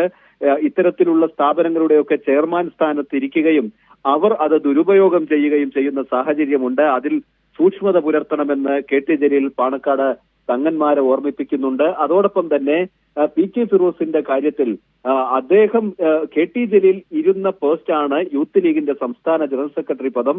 അതേ സ്ഥാനത്തിരുന്ന് തോന്നിവാസം കാണിക്കുമ്പോൾ അതെങ്ങനെയാണ് പറയാതിരിക്കുന്നത് തുടങ്ങിയ കാര്യങ്ങൾ കൂടി അദ്ദേഹം ചോദിക്കുന്നുണ്ട്. ഈ ഇദ്ദേഹത്തിന്റെ കാര്യത്തിൽ, പി.കെ. ഫിറോസിന്റെ കാര്യത്തിൽ വലിയ ക്യാമ്പയിൻ പി.കെ. ഫിറോസ് തന്നെ നേതൃത്വം നൽകി കേരളത്തിൽ അങ്ങോളം ഇങ്ങോളം നടത്തിയതാണ്. പക്ഷേ തന്റെ വീട്ടിൽ നിന്നായിരുന്നു ഈ ക്യാമ്പയിൻ തുടങ്ങേണ്ടിയിരുന്നത്. ഇത് പോലീസിനെയോ അതല്ലെങ്കിൽ എക്സൈസിനെയോ അറിയിക്കേണ്ട ഒരു ഉത്തരവാദിത്വം അദ്ദേഹത്തിനുണ്ടായിരുന്നു. അത് ചെയ്യാത്തത് തെറ്റായി പോയി. അദ്ദേഹത്തിന്റെ പേരിൽ കേസെടുക്കേണ്ടതാണ് തുടങ്ങിയ കാര്യങ്ങൾ കൂടി ഈ പത്രസമ്മേളനത്തിൽ കെ.ടി. ജലീൽ വിശദീകരിച്ചു. അജിംഷാദ്. ശരി, കെ.ടി. സ്വാലിഹ് ആണ് വിവരങ്ങൾ, വിശദാംശങ്ങൾ നൽകിയത്. മുസ്ലിം ലീഗുമായി ബന്ധപ്പെട്ട് ഇത്തരം കാര്യങ്ങൾ കെ.ടി. ജലീൽ പറയാനുണ്ടായ സാഹചര്യം എങ്ങനെയെന്ന് പരിശോധിക്കാം. മയക്കുമരുന്ന് കേസുകളിൽ എങ്ങനെയാണ് മുസ്ലിം ലീഗ് പ്രതിസന്ധിയിലാകുന്നത്? 3 സജീവ ലീഗ് പ്രവർത്തകരാണ് 1 മാസത്തിനിടെ പിടിയിലായത്. ഒരു മാസത്തിനിടെ മാത്രം നേരത്തെ നടത്തിയ കാസർഗോഡ് അടക്കമുള്ള നിക്ഷേപ തട്ടിപ്പിൻ്റെ സ്വർണ്ണ തട്ടിപ്പുമായി ബന്ധപ്പെട്ട കാര്യങ്ങളുടെ ലീഗ് നേതൃത്വത്തിൻ്റെ കാര്യങ്ങളൊക്കെ അവിടെ നിൽക്കുമ്പോൾ തന്നെ ഈ ഒരു മാസത്തിനിടെ 3 സജീവ ലീഗ് പ്രവർത്തകരാണ് പിടിയിലായത്. PK ഫിറോസിൻ്റെ സഹോദരൻ PK ബുജൈർ, യൂത്ത് ലീഗ് നേതാവ് സാദിഖ് അലി കൂമ്പാറ, കാസർഗോട്ടെ ലീഗ് നേതാവ് MK മസൂദ് എന്നിവരാണ് അറസ്റ്റിലായത്. പിടിയിലായവരെല്ലാം ലഹരിക്കടത്ത് സംഘത്തിലെ മുഖ്യ കണ്ണികളാണ്. 123 കിലോ കഞ്ചാവുമായി പിടികൂടുന്ന കേസുകളിലാണ്. ആ റിപ്പോർട്ട് നമുക്കൊന്ന് കാണാം. സംസ്ഥാനത്തിനകത്തും പുറത്തുമായി മയക്കുമരുന്ന് കേസുകളിൽ നിരവധി ലീഗ് പ്രവർത്തകരാണ് പിടിയിലായിരിക്കുന്നത്. കഴിഞ്ഞ ഒരു മാസത്തിനിടെ നേതാക്കൾ ഉൾപ്പെടെ 3 ലീഗുകാർ അറസ്റ്റിലായി. യൂത്ത് ലീഗ് സംസ്ഥാന പ്രസിഡന്റ് PK ഫിറോസിന്റെ സഹോദരൻ PK ബുജൈറിനെ ലഹരി ഇടപാടുമായി ബന്ധപ്പെട്ട് കഴിഞ്ഞ ദിവസമാണ് കുന്നമംഗലം പോലീസ് അറസ്റ്റ് ചെയ്തത്. പിടിക്കാനെത്തിയ പോലീസ് സംഘത്തെ ഇയാൾ ആക്രമിച്ചു. ബുജൈർ ലഹരിക്കടത്ത് സംഘത്തിലെ പ്രധാന കണ്ണിയാണ്. സ്ഥിരം മയക്കുമരുന്നിന് അടിമയാണ് താനെന്ന് ഇയാൾ പോലീസിനോട് സമ്മതിച്ചു. കാസർഗോഡ് ദേലമ്പാടിയിലെ ലീഗ് നേതാവായ MK മസൂദിനെ മംഗലാപുരത്ത് കർണാടക പോലീസ് അറസ്റ്റ് ചെയ്തത് 123 കിലോഗ്രാം കഞ്ചാവുമായാണ്. ദേലമ്പാടിയിലെ ലീഗിന്റെ പ്രമുഖ നേതാവും അടൂർ സർവീസ് സഹകരണ ബാങ്ക് ഡയറക്ടറുമാണ് മസൂദ്. കേരളത്തിലും കർണാടകത്തിലും വിദ്യാർത്ഥികൾക്കടക്കം കഞ്ചാവ് വിൽപ്പന നടത്തുന്ന സംഘത്തിന്റെ തലവനാണ് മസൂദ് എന്ന് പോലീസ് കണ്ടെത്തി. മാരക ലഹരി മരുന്നായ MDMA വിൽപ്പന നടത്തിയ കേസിൽ യൂത്ത് ലീഗ് നേതാവായ സാദിഖ് അലി കുമ്പാറയെ കാസർഗോഡ് ബേക്കൽ പോലീസാണ് അറസ്റ്റ് ചെയ്തത്. ലഹരി ഇടപാടിന്റെ മുഖ്യ കണ്ണിയാണ് സാദിഖ് അലിയും. രക്ഷപ്പെടാൻ ശ്രമിക്കുന്നതിനിടെ വയനാട് ലക്കിടിയിൽ വെച്ചാണ് ഇയാളെ പോലീസ് പിടികൂടിയത്. അറസ്റ്റിലായവരെല്ലാം ലീഗിന്റെയും യൂത്ത് ലീഗിന്റെയും സംസ്ഥാന നേതാക്കളുടെ അടുപ്പക്കാരാണ്. യുവാക്കളെയും വിദ്യാർത്ഥികളെയും ലക്ഷ്യമിട്ടാണ് ലീഗ് പ്രവർത്തകരുടെ ലഹരി ഇടപാട് എന്നതാണ് ഞെട്ടിക്കുന്ന വസ്തുത. നേരത്തെ സ്വർണ്ണക്കടത്ത് കേസുകളിലും നിരവധി ലീഗ് പ്രവർത്തകർ പിടിയിലായിരുന്നു. മയക്കുമരുന്ന് കേസുകളിൽ തുടർച്ചയായി സജീവ ലീഗ് പ്രവർത്തകർ അറസ്റ്റിലാവുന്നത് ലീഗ് നേതൃത്വത്തെ വലിയ തോതിൽ പ്രതിസന്ധിയിലാക്കിയിട്ടുണ്ട്. PV കുട്ടൻ, കോഴിക്കോട്. ഇനി ഈവനിംഗ് ഡിബേറ്റ് പോകുന്നത് അടൂർ ഗോപാലകൃഷ്ണൻ്റെ ഇന്നലത്തെ വിവാദ പ്രസ്താവനയും അതിനോടുള്ള സമൂഹത്തിലെ പ്രതികരണങ്ങളുമാണ്. സർക്കാർ കൈക്കൊണ്ട നിലപാടുകൾ അടക്കം സമഗ്രതയിലേക്ക് കൂടി പോകാം. അടൂർ ഗോപാലകൃഷ്ണൻ എന്ന പ്രമുഖ സംവിധായകൻ, നാടംഗീകരിച്ച കലാലോകം അംഗീകരിച്ച അടൂർ ഗോപാലകൃഷ്ണൻ എന്ന വലിയ സംവിധായകൻ, അദ്ദേഹത്തിൻ്റെ സംവിധാനത്തിലെയും പ്രതിഭയുടെയും മഹത്വം അംഗീകരിച്ചുകൊണ്ട് തന്നെ പക്ഷേ ഇന്നലെ അദ്ദേഹം പറഞ്ഞ ചില പ്രസ്താവനകൾ ദളിത് വിരുദ്ധവും സ്ത്രീ വിരുദ്ധവും ആയ മാനങ്ങൾ ഉയർത്തുകയാണ്. അതിനെതിരെ വലിയ പ്രതിഷേധം സമൂഹത്തിൻ്റെ വിവിധ കോണുകളിൽ നിന്നുണ്ടായി. അത് അടൂർ ഗോപാലകൃഷ്ണൻ്റെ ആ വാക്കുകൾ, അടൂരിനെ പോലെ അത്രയും പ്രമുഖ വ്യക്തിത്വത്തിൽ നിന്ന് ഉണ്ടായ ആ വാക്കുകൾ യഥാർത്ഥത്തിൽ സമൂഹത്തിൽ നിലനിൽക്കുന്ന ചില ധാരണകളുടെ പ്രതിഫലനങ്ങൾ കൂടിയാണ്.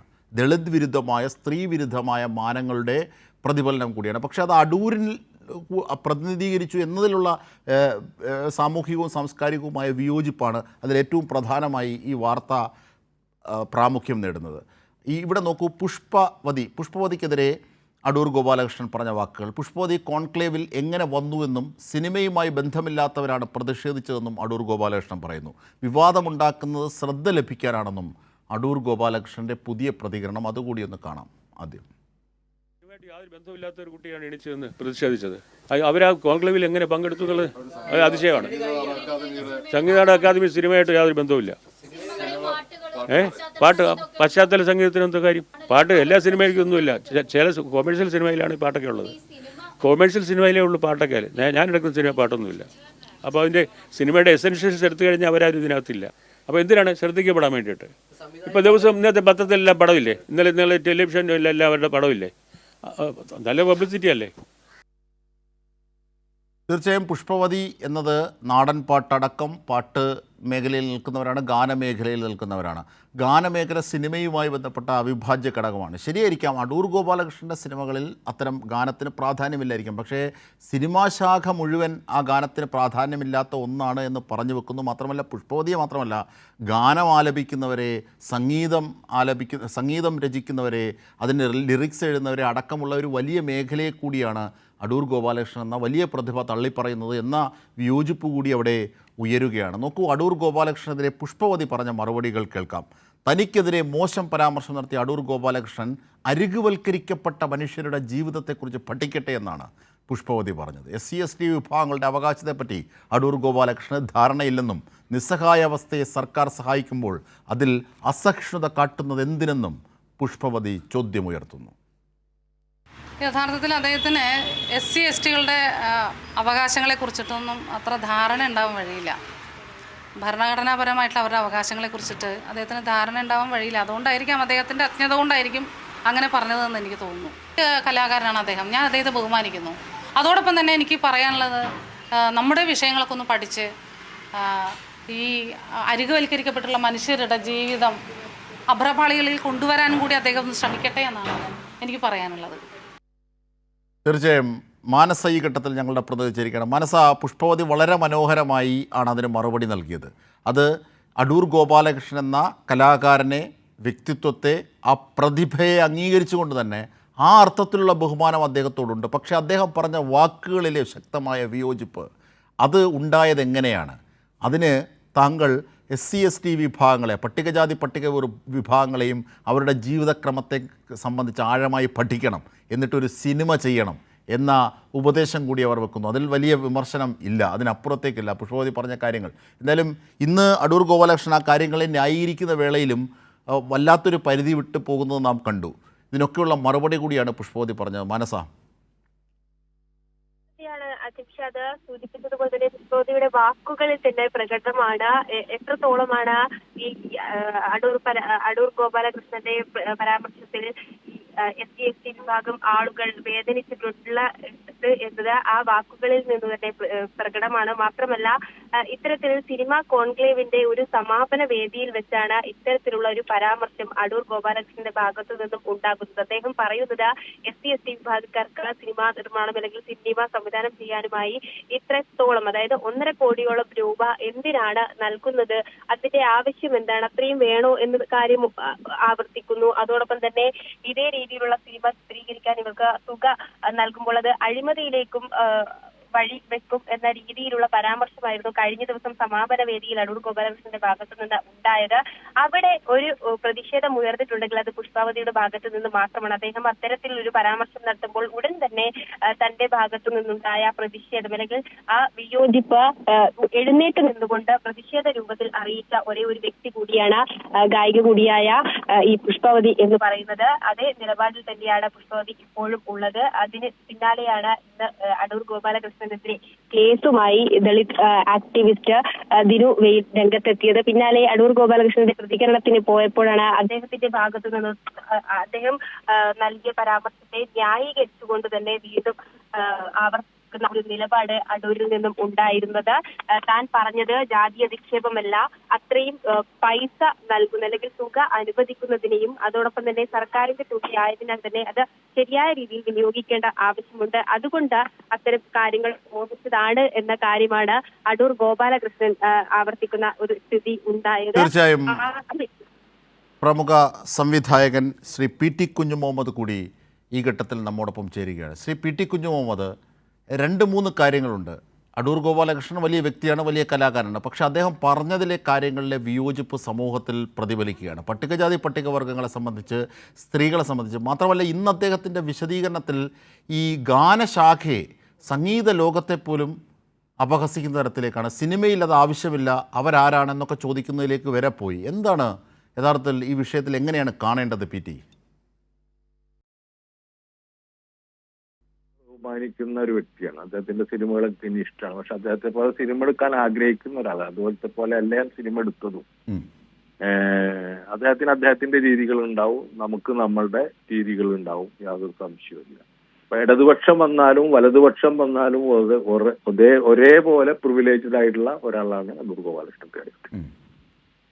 ഞങ്ങൾക്ക് ഒരു പ്രിവിലേജ് ഒരു ഭാഗത്തുനിന്നും ഇല്ലാത്തൊരു ആളാണ് ഞാൻ. അതിപ്പോ ആ വിഷയമല്ല ഇപ്പൊ നമ്മൾ സംസാരിക്കുന്നത്. അപ്പോ അദ്ദേഹത്തിന് അങ്ങനെ ഒരു പ്രിവിലേജ് കിട്ടിയിട്ടുണ്ട്. അദ്ദേഹത്തിന് ധാരാളം അവസരങ്ങളും കിട്ടിയിട്ടുണ്ട്.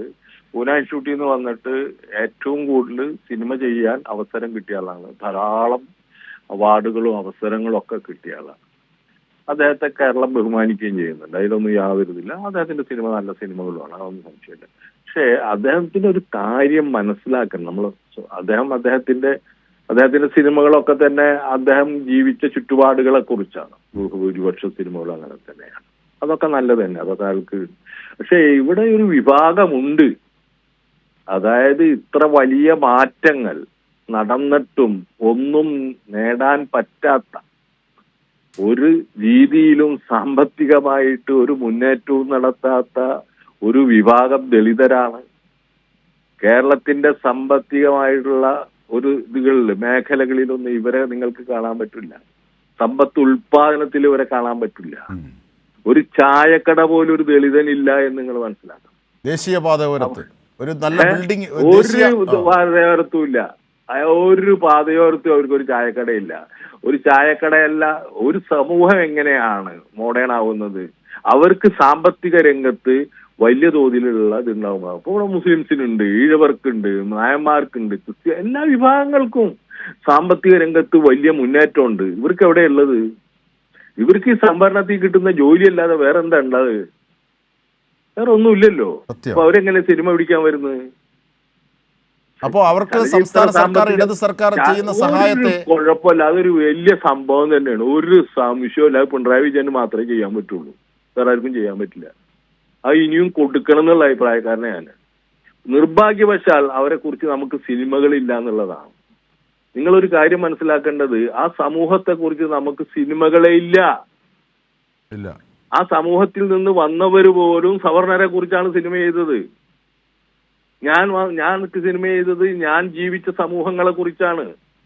അടൂർ ഗോപാലകൃഷ്ണൻ സിനിമ ചെയ്തത് അടൂർ ഗോപാലകൃഷ്ണൻ ജീവിച്ച സമൂഹങ്ങളെ കുറിച്ചാണ്.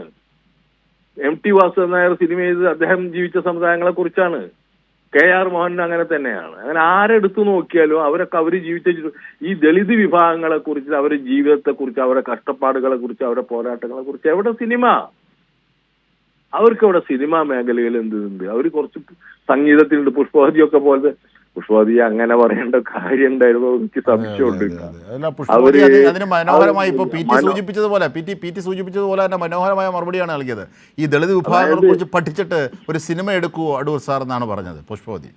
ഞാൻ പറഞ്ഞതെന്ന് വെച്ചാല്, ഇപ്പൊ പുഷ്പവതി എനിക്ക് വളരെ ചെറുപ്പം തൊട്ടറിയാം. വളരെ ബുദ്ധിമുട്ടിയിട്ട് വന്ന ഒരു പെൺകുട്ടിയാണ്. മനോഹരമായി പാടുന്ന പുഷ്പവതി നിരവധി സിനിമകളിൽ പാടിയിട്ടുണ്ട്.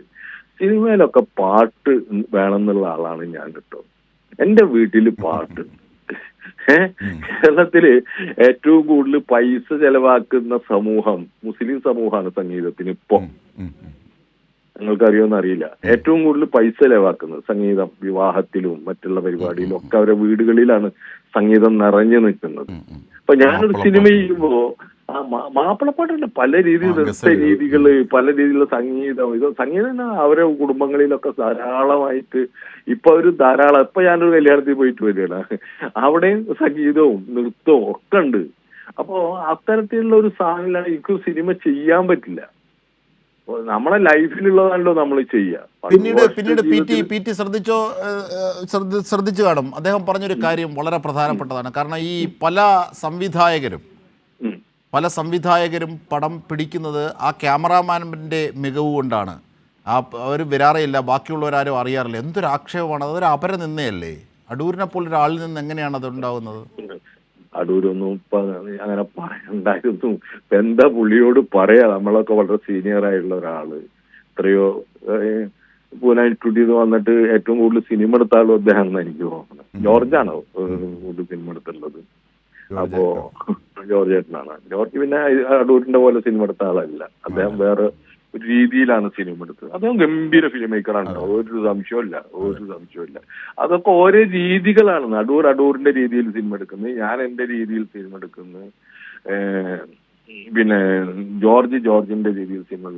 ചില അതിലൊക്കെ ഇപ്പൊ അംഗീകാരം കിട്ടുന്നത് അടൂരിന്റെ പോലത്തെ സിനിമകൾ എടുക്കുന്നവർക്ക്. അത് നമ്മളുടെ ഈ സംസ്ഥാന ഗവൺമെന്റുകള്, അതുപോലെ ദേശീയ ഗവൺമെന്റുകൾക്കൊക്കെ ഒരു യൂറോപ്യൻ വിധേയത്വമുണ്ട്. അവിടുന്ന് വന്ന ഒരു മൂവ്മെന്റ് ആണ് ഈ പാരലൽ സിനിമ, പൂന ഇൻസ്റ്റിറ്റ്യൂട്ട് എന്നൊക്കെ പറഞ്ഞ സാധനങ്ങൾ. അത് നല്ലതാണ്, ടെക്നോളജിക്കലൊക്കെ തന്നെ. സിനിമ പല രീതിയിൽ എടുക്കാലോ. ജോർജ് എടുക്കൂലോ, പൂന ഇൻസ്റ്റിറ്റ്യൂട്ടിൽ നിന്ന് വന്ന ആൾ തന്നെയാണ്, നമ്മളൊന്നും എടുത്തു. അപ്പോ എന്റെ അഭിപ്രായത്തില് സിനിമ പല രീതിയിലും ചെയ്യുന്ന ആളുകളുണ്ട്. ഇപ്പൊ സ്ക്രിപ്റ്റ് വെച്ചിട്ട് ചെയ്യുന്ന ആളുകളുണ്ട്, സ്ക്രിപ്റ്റ് ഇല്ലാതെ, അരവിന്ദ സ്ക്രിപ്റ്റ് ഇല്ലാതെ ചെയ്യുന്ന ആളാ. ജോൺ എബ്രഹാം ഇൻസ്റ്റിറ്റ്യൂട്ടിൽ നിന്ന് വന്ന ആൾ, അയാളും സ്ക്രിപ്റ്റ് ഇല്ലാതെ ചെയ്തിട്ടുണ്ട്, ചിലപ്പോഴൊക്കെ ചെയ്തിട്ടുണ്ട്. അപ്പൊ സ്ക്രിപ്റ്റ് ഇല്ലാതെ ചെയ്യുന്നവരുണ്ട്. ഞാൻ സ്ക്രിപ്റ്റ് പൂർണ്ണമായിട്ട് വേണമെന്ന് ആഗ്രഹിക്കുന്ന ആളാണ്. മാറ്റങ്ങൾ വരുത്താം, അതൊക്കെ ശരി. പക്ഷെ സ്ക്രിപ്റ്റ് വേണം എന്നുള്ളതാണ് എനിക്ക് ഇതായിട്ടുള്ള. എന്നെ സിനിമ ഞാൻ പഠിച്ചത് KR മോഹനിൽ നിന്നാണ്. പക്ഷെ KR മോഹനം ചെയ്ത പോലത്തെ സിനിമ അല്ല ഞാൻ ചെയ്തത്. മനസ്സിലായില്ലേ? രണ്ടും വ്യത്യാസമുണ്ട്. എൻ്റർലി ഡിഫറെന്റ് ആണ്. എനിക്ക് ആ രീതിയിൽ സിനിമ ചെയ്യാനേ ആലോചിക്കാത്ത ഒരാളാണ്. അപ്പോൾ ദളിത് ഇതിനെ കുറിച്ചുള്ള ഒരുപാട് സിനിമകൾ ഇനി നമുക്ക് വരാൻ കിടക്കുകയാണ്. അതിനുള്ളൊരു വഴിയാണ് പി ടി ഈ യൂറോപ്പ് സ്വാധീനം എന്ന് മൃദുവായി പറഞ്ഞതാണോ? അതിനപ്പുറത്തേക്ക് ഒരു വരേണ്യ സവർണ മാനങ്ങളുണ്ടോ? ഇപ്പോൾ ഉദാഹരണത്തിന് അത്തരം രീതികൾ ഒരുപക്ഷെ അടൂർ ഗോപാലകൃഷ്ണനെ സ്വാധീനിച്ചിരിക്കുക. അത് സമൂഹത്തിലുള്ള ഒരു ധാരയുടെ പ്രതിനിധീകരണം അദ്ദേഹത്തിലൂടെ ആയി എന്ന് വിമർശനമാണ്. അതായത് ഏകമുഖമായിരുന്നു ഈ പാരലൽ സിനിമയുടെ കൾച്ചർ, ബഹുസ്വരമായിരുന്നില്ല. അത് പ്രത്യേകിച്ച് ചരിത്രപരമായിട്ടുള്ള സിനിമകളൊന്നും ആ രീതിയിൽ വന്നിട്ടില്ല. നിങ്ങൾ ശ്രദ്ധിച്ചാൽ അറിയാം, ചരിത്രത്തെ ഇത് ചെയ്യുന്ന സിനിമകളൊന്നും മലയാളത്തിൽ. കാരണം അതിന് കൂടുതൽ ആളുകൾ വേണം, മോബ് ധാരാളം വേണ്ട. അല്ലെങ്കിൽ ഹിസ്റ്ററി ഒക്കെ ആകുമ്പോൾ ഒരുപാട് സംഗതികൾ വരും. ഇപ്പൊ ഞാൻ മലബാറിൽ എൻ്റെ ദേശീയ പോരാട്ടത്തെ കുറിച്ചിട്ട് വീരപുത്ര എന്ന് പറഞ്ഞ സിനിമ ചെയ്ത് 10,000 ജൂനിയർ ആർട്ടിസ്റ്റ് ഉണ്ടായിരുന്നു. അതിൽ 182 കഥാപാത്രങ്ങൾ, ഡയലോഗ് മാത്രമുള്ള കഥാപാത്രങ്ങൾ ഉണ്ടായിരുന്നു. അപ്പൊ അത് വലിയൊരു ക്യാൻവാസാണ്. അപ്പൊ ആ ക്യാൻവാസ് ചെയ്തേ പറ്റുള്ളൂ. അപ്പോ അത്തരത്തിലുള്ള ക്യാൻവാസുകളിൽ പാരലൽ സിനിമ കുറവാണുള്ളത് എന്നാണ് എൻ്റെ അഭിപ്രായം. മനസ്സിലായോ? അത് IV ശശിയൊക്കെ തന്നെയാണ് ചെയ്തത് എന്നുള്ള കാര്യത്തിൽ യാതൊരു ജോഷി ഇതൊക്കെ തന്നെയാണ് ചെയ്തത്. അത് ഈ പാരലൽ സിനിമയിൽ ഇല്ല എന്നുള്ളതാണ്. അതിന് വേറൊരു സംഭവം എന്താ വെച്ചാൽ ഈ 2ാം ലോക മഹായുദ്ധത്തിന് പക്ഷെ താങ്കളുടെ എല്ലാം ഇത്തരം ഒരു മൂല്യവത്തായ സിനിമകളാണ്. പൂർണ്ണമായ ഒരു കച്ചവട സിനിമയല്ല താങ്കളുടെ. ഇപ്പൊ ഗർഷമായാലും അവിടെയൊക്കെ സംഗീതം ഉണ്ടായിരുന്നല്ലോ, അതിലൊക്കെ സംഗീതം ഞാൻ എന്റെ സിനിമയിലെ ഒരു ഇതിൽ പോലും ജീവിതത്തിൽ നിന്ന് മാറിയിട്ട് ഞാൻ സംഗീതത്തെ ഉപയോഗിച്ചിട്ടില്ല. ഒരു സ്ഥലത്ത് പോലും ഉപയോഗിച്ചിട്ടില്ല. അപ്പോ ഞാൻ പറഞ്ഞുതരാം, പരദേശിയിൽ ഒരു പാട്ടുണ്ട്, തട്ടം പിടിച്ച് വലിക്കല്ലേ മൈലാഞ്ചിച്ചിടി. ആ പാട്ട് മ്യൂസിക് ചെയ്യുമ്പോൾ BGM ഉണ്ടായിരുന്നില്ല. BGM കൂടിയിട്ടാണ് ചെയ്തത്. ഞാൻ പറഞ്ഞു അതിൽ മ്യൂസിക് വേണ്ട രമേശ് നാരായണൻ എന്ന് പറഞ്ഞിട്ട്. രമേശ് ചോദിച്ചാൽ അത് സംഗീത പദ്യം ചെല്ലുന്ന പോലെ ആവുന്നതാണ്. ഞാൻ എന്തുപോലെ ആയാലും ഞാൻ അങ്ങനെയാണ് ഉദ്ദേശിച്ചിട്ടുള്ളത്. അത് ഞാൻ പറയാൻ കാരണം എന്ന് വെച്ചാല് അല്ല, ഒരു കാര്യം ഒന്ന് ഇടപെട്ടോട്ടെ. യഥാർത്ഥത്തിൽ ആ പാട്ടിലാണ് നായകന് നായികയോട് ആ അർത്ഥത്തിലൊരു പ്രണയമുണ്ട് എന്ന് ബോധ്യമാകുന്നത്. അതുവരെ അത് പറഞ്ഞിട്ടില്ലായിരുന്നു. എൻ്റെ ഒരു വീക്ഷണം. അതിന്റെ ഒരു ബേസ് ഞാൻ പറയുമ്പോഴാണ് നിങ്ങൾക്ക് മനസ്സിലായത്. എന്റെ ഗ്രാൻഡ് ഫാദർ 111 വയസ്സ് വരെ ജീവിച്ച ആളാണ്. അദ്ദേഹത്തിന് പാട്ട് കേൾക്കൽ ഭയങ്കര ഇഷ്ടമായിരുന്നു. 5 നേരം നമസ്കരിക്കുകയും 5 നേരം കുളിക്കുകയും ചെയ്യുന്ന ആളായിരുന്നു. അപ്പൊ അദ്ദേഹം രാത്രിയിൽ എൻ്റെ ഉമ്മ അവിടെ ചെന്നാൽ അദ്ദേഹം പാട്ട് പാടിക്കുകയായിരുന്നു. അപ്പൊ പ്രകൃതി മുഴുവൻ നിശ്ചലായിരിക്കും. മനസ്സിലായില്ലേ? എൻ്റെ ഉമ്മയുടെ ശബ്ദം മാത്രമാണ്. മോയിൻകുട്ടിയുടെ പാട്ടുകളൊക്കെ എൻ്റെ ഉമ്മ പാടാറുള്ളത്. ആ ഒരു ഇത് വെച്ചിട്ടാണ് സംഗീതം വേണ്ട എന്ന് ഞാൻ തീരുമാനിച്ചു. അപ്പൊ എന്റെ ജീവിതത്തിൽ നിന്നാണ് ഞാൻ അത് ഉണ്ടാക്കുന്നത്. ഫോം ഉണ്ടാവുന്നത് ലൈഫിൽ നിന്നാണ്. മനസ്സിലായില്ലേ? ഫോമൊക്കെ നമുക്ക് സിനിമയിൽ ഉണ്ടാവും. അപ്പൊ യഥാർത്ഥത്തിൽ ഈ ലൈഫിൽ അടൂർ ഗോപാലകൃഷ്ണന് ഈ പാർശ്വവൽകൃത ജനതയുമായി സംവദിക്കാനുള്ള അവസരം കിട്ടിയില്ല, അതുകൊണ്ടാണ് എന്ന വിമർശനമാണോ ഇതുവഴി താങ്കൾ വെക്കുന്നത് ശ്രീ പി ടി? ഞാൻ അങ്ങനെ അദ്ദേഹത്തിന്റെ ഭാഗത്തെ കിട്ടിയതാണ് അദ്ദേഹം ചെയ്തത്. അതിൽ വിരോധമില്ലാന്ന് ഞാൻ പറഞ്ഞു. ഇങ്ങനെയുള്ള ചെയ്യുന്ന ആളുകളെ, ഇങ്ങനെയുള്ള ചെയ്യാൻ പറ്റാത്ത ആളുകളെ കണ്ടുപിടിച്ചിട്ട് ഗവൺമെന്റ് ഒരു പുതിയ സഹായം ചെയ്യുമ്പോൾ അതിനെന്തിനാ അദ്ദേഹം വിമർശിക്കണമെന്ന് ഞാൻ ചോദിച്ചു. പക്ഷെ സർക്കാർ പറഞ്ഞിട്ടുണ്ട് അത് തുടരുമെന്ന്. ദളിതർക്കും സ്ത്രീകൾക്കുള്ള ആനുകൂല്യങ്ങൾ, അവസരങ്ങൾ തുടരും എന്ന് സർക്കാർ പറഞ്ഞിട്ടുണ്ട്. അല്ല, ഇതിലൊക്കെ നിലപാട് പ്രശ്നമാണ്. നിങ്ങൾ ഏത് നിലപാടെടുക്കുന്നു എന്നുള്ളത് ഒരു പ്രശ്നം തന്നെയാണ്. തീർച്ചയായും പാടാണ്. ഇത് എല്ലാവർക്കും ഒരു പാഠമാണ്. പി ടി ആക്ടിവിസ്റ്റ് കൂടിയായ ഡോക്ടർ TS ശ്യാംകുമാർ കൂടി ഈ ഘട്ടത്തിൽ നമ്മോടൊപ്പം ചേരുകയാണ്. ശ്രീ ശ്യാംകുമാർ, ശ്രീ PT കുഞ്ഞുമുഹമ്മദൊക്കെ പറഞ്ഞത് അത് അടൂർ ഗോപാലകൃഷ്ണനെ പോലെ ഒരാൾ അങ്ങനെ പറയരുതായിരുന്നു എന്ന അർത്ഥത്തിലൊരു വിമർശനമാണ് വെച്ചിരുന്നത്. യഥാർത്ഥത്തിൽ അടൂർ വലിയൊരു പ്രതിഭ തന്നെയാണ്, ശരിയാണ്. പക്ഷേ ഈ പാർശ്വവൽകൃതരുടെ, ഈ അടിച്ചമർത്തപ്പെട്ട വിഭാഗങ്ങൾ, നൂറ്റാണ്ടുകളായി അടിച്ചമർത്തപ്പെട്ടവർ, ചെവിയിൽ ഈയം വീഴേണ്ടി വന്നവർ, വാക്കുകൾ കേട്ടതിന്, ആ മനുഷ്യരുടെ തുടർച്ച, അവരുടെ കോശങ്ങളിൽ പോലും അടിമത്വം കുത്തി നിറയ്ക്കാനുള്ള ശ്രമങ്ങൾ, ഇതൊന്നും അടൂരിന് മനസ്സിലാകുന്നില്ല, അല്ലെങ്കിൽ അടൂരിനെ പോലെയുള്ളവർക്ക് മനസ്സിലാകുന്നില്ല. അത്തരം വാക്കുകൾ, സമൂഹത്തിൽ നിൽക്കുന്ന അത്തരം വാക്കുകളുടെ പ്രതിഫലനമാണ് അടൂരിലൂടെ വന്നത്. അത് അടൂരിലൂടെ ആയിപ്പോയി എന്ന ദുഃഖം പ്രത്യേകം ഉണ്ടെങ്കിൽ പോലും. TS ശ്യാംകുമാർ കാണുന്നുണ്ടോ, കേൾക്കുന്നുണ്ടോ? കേൾക്കുന്നുണ്ട്.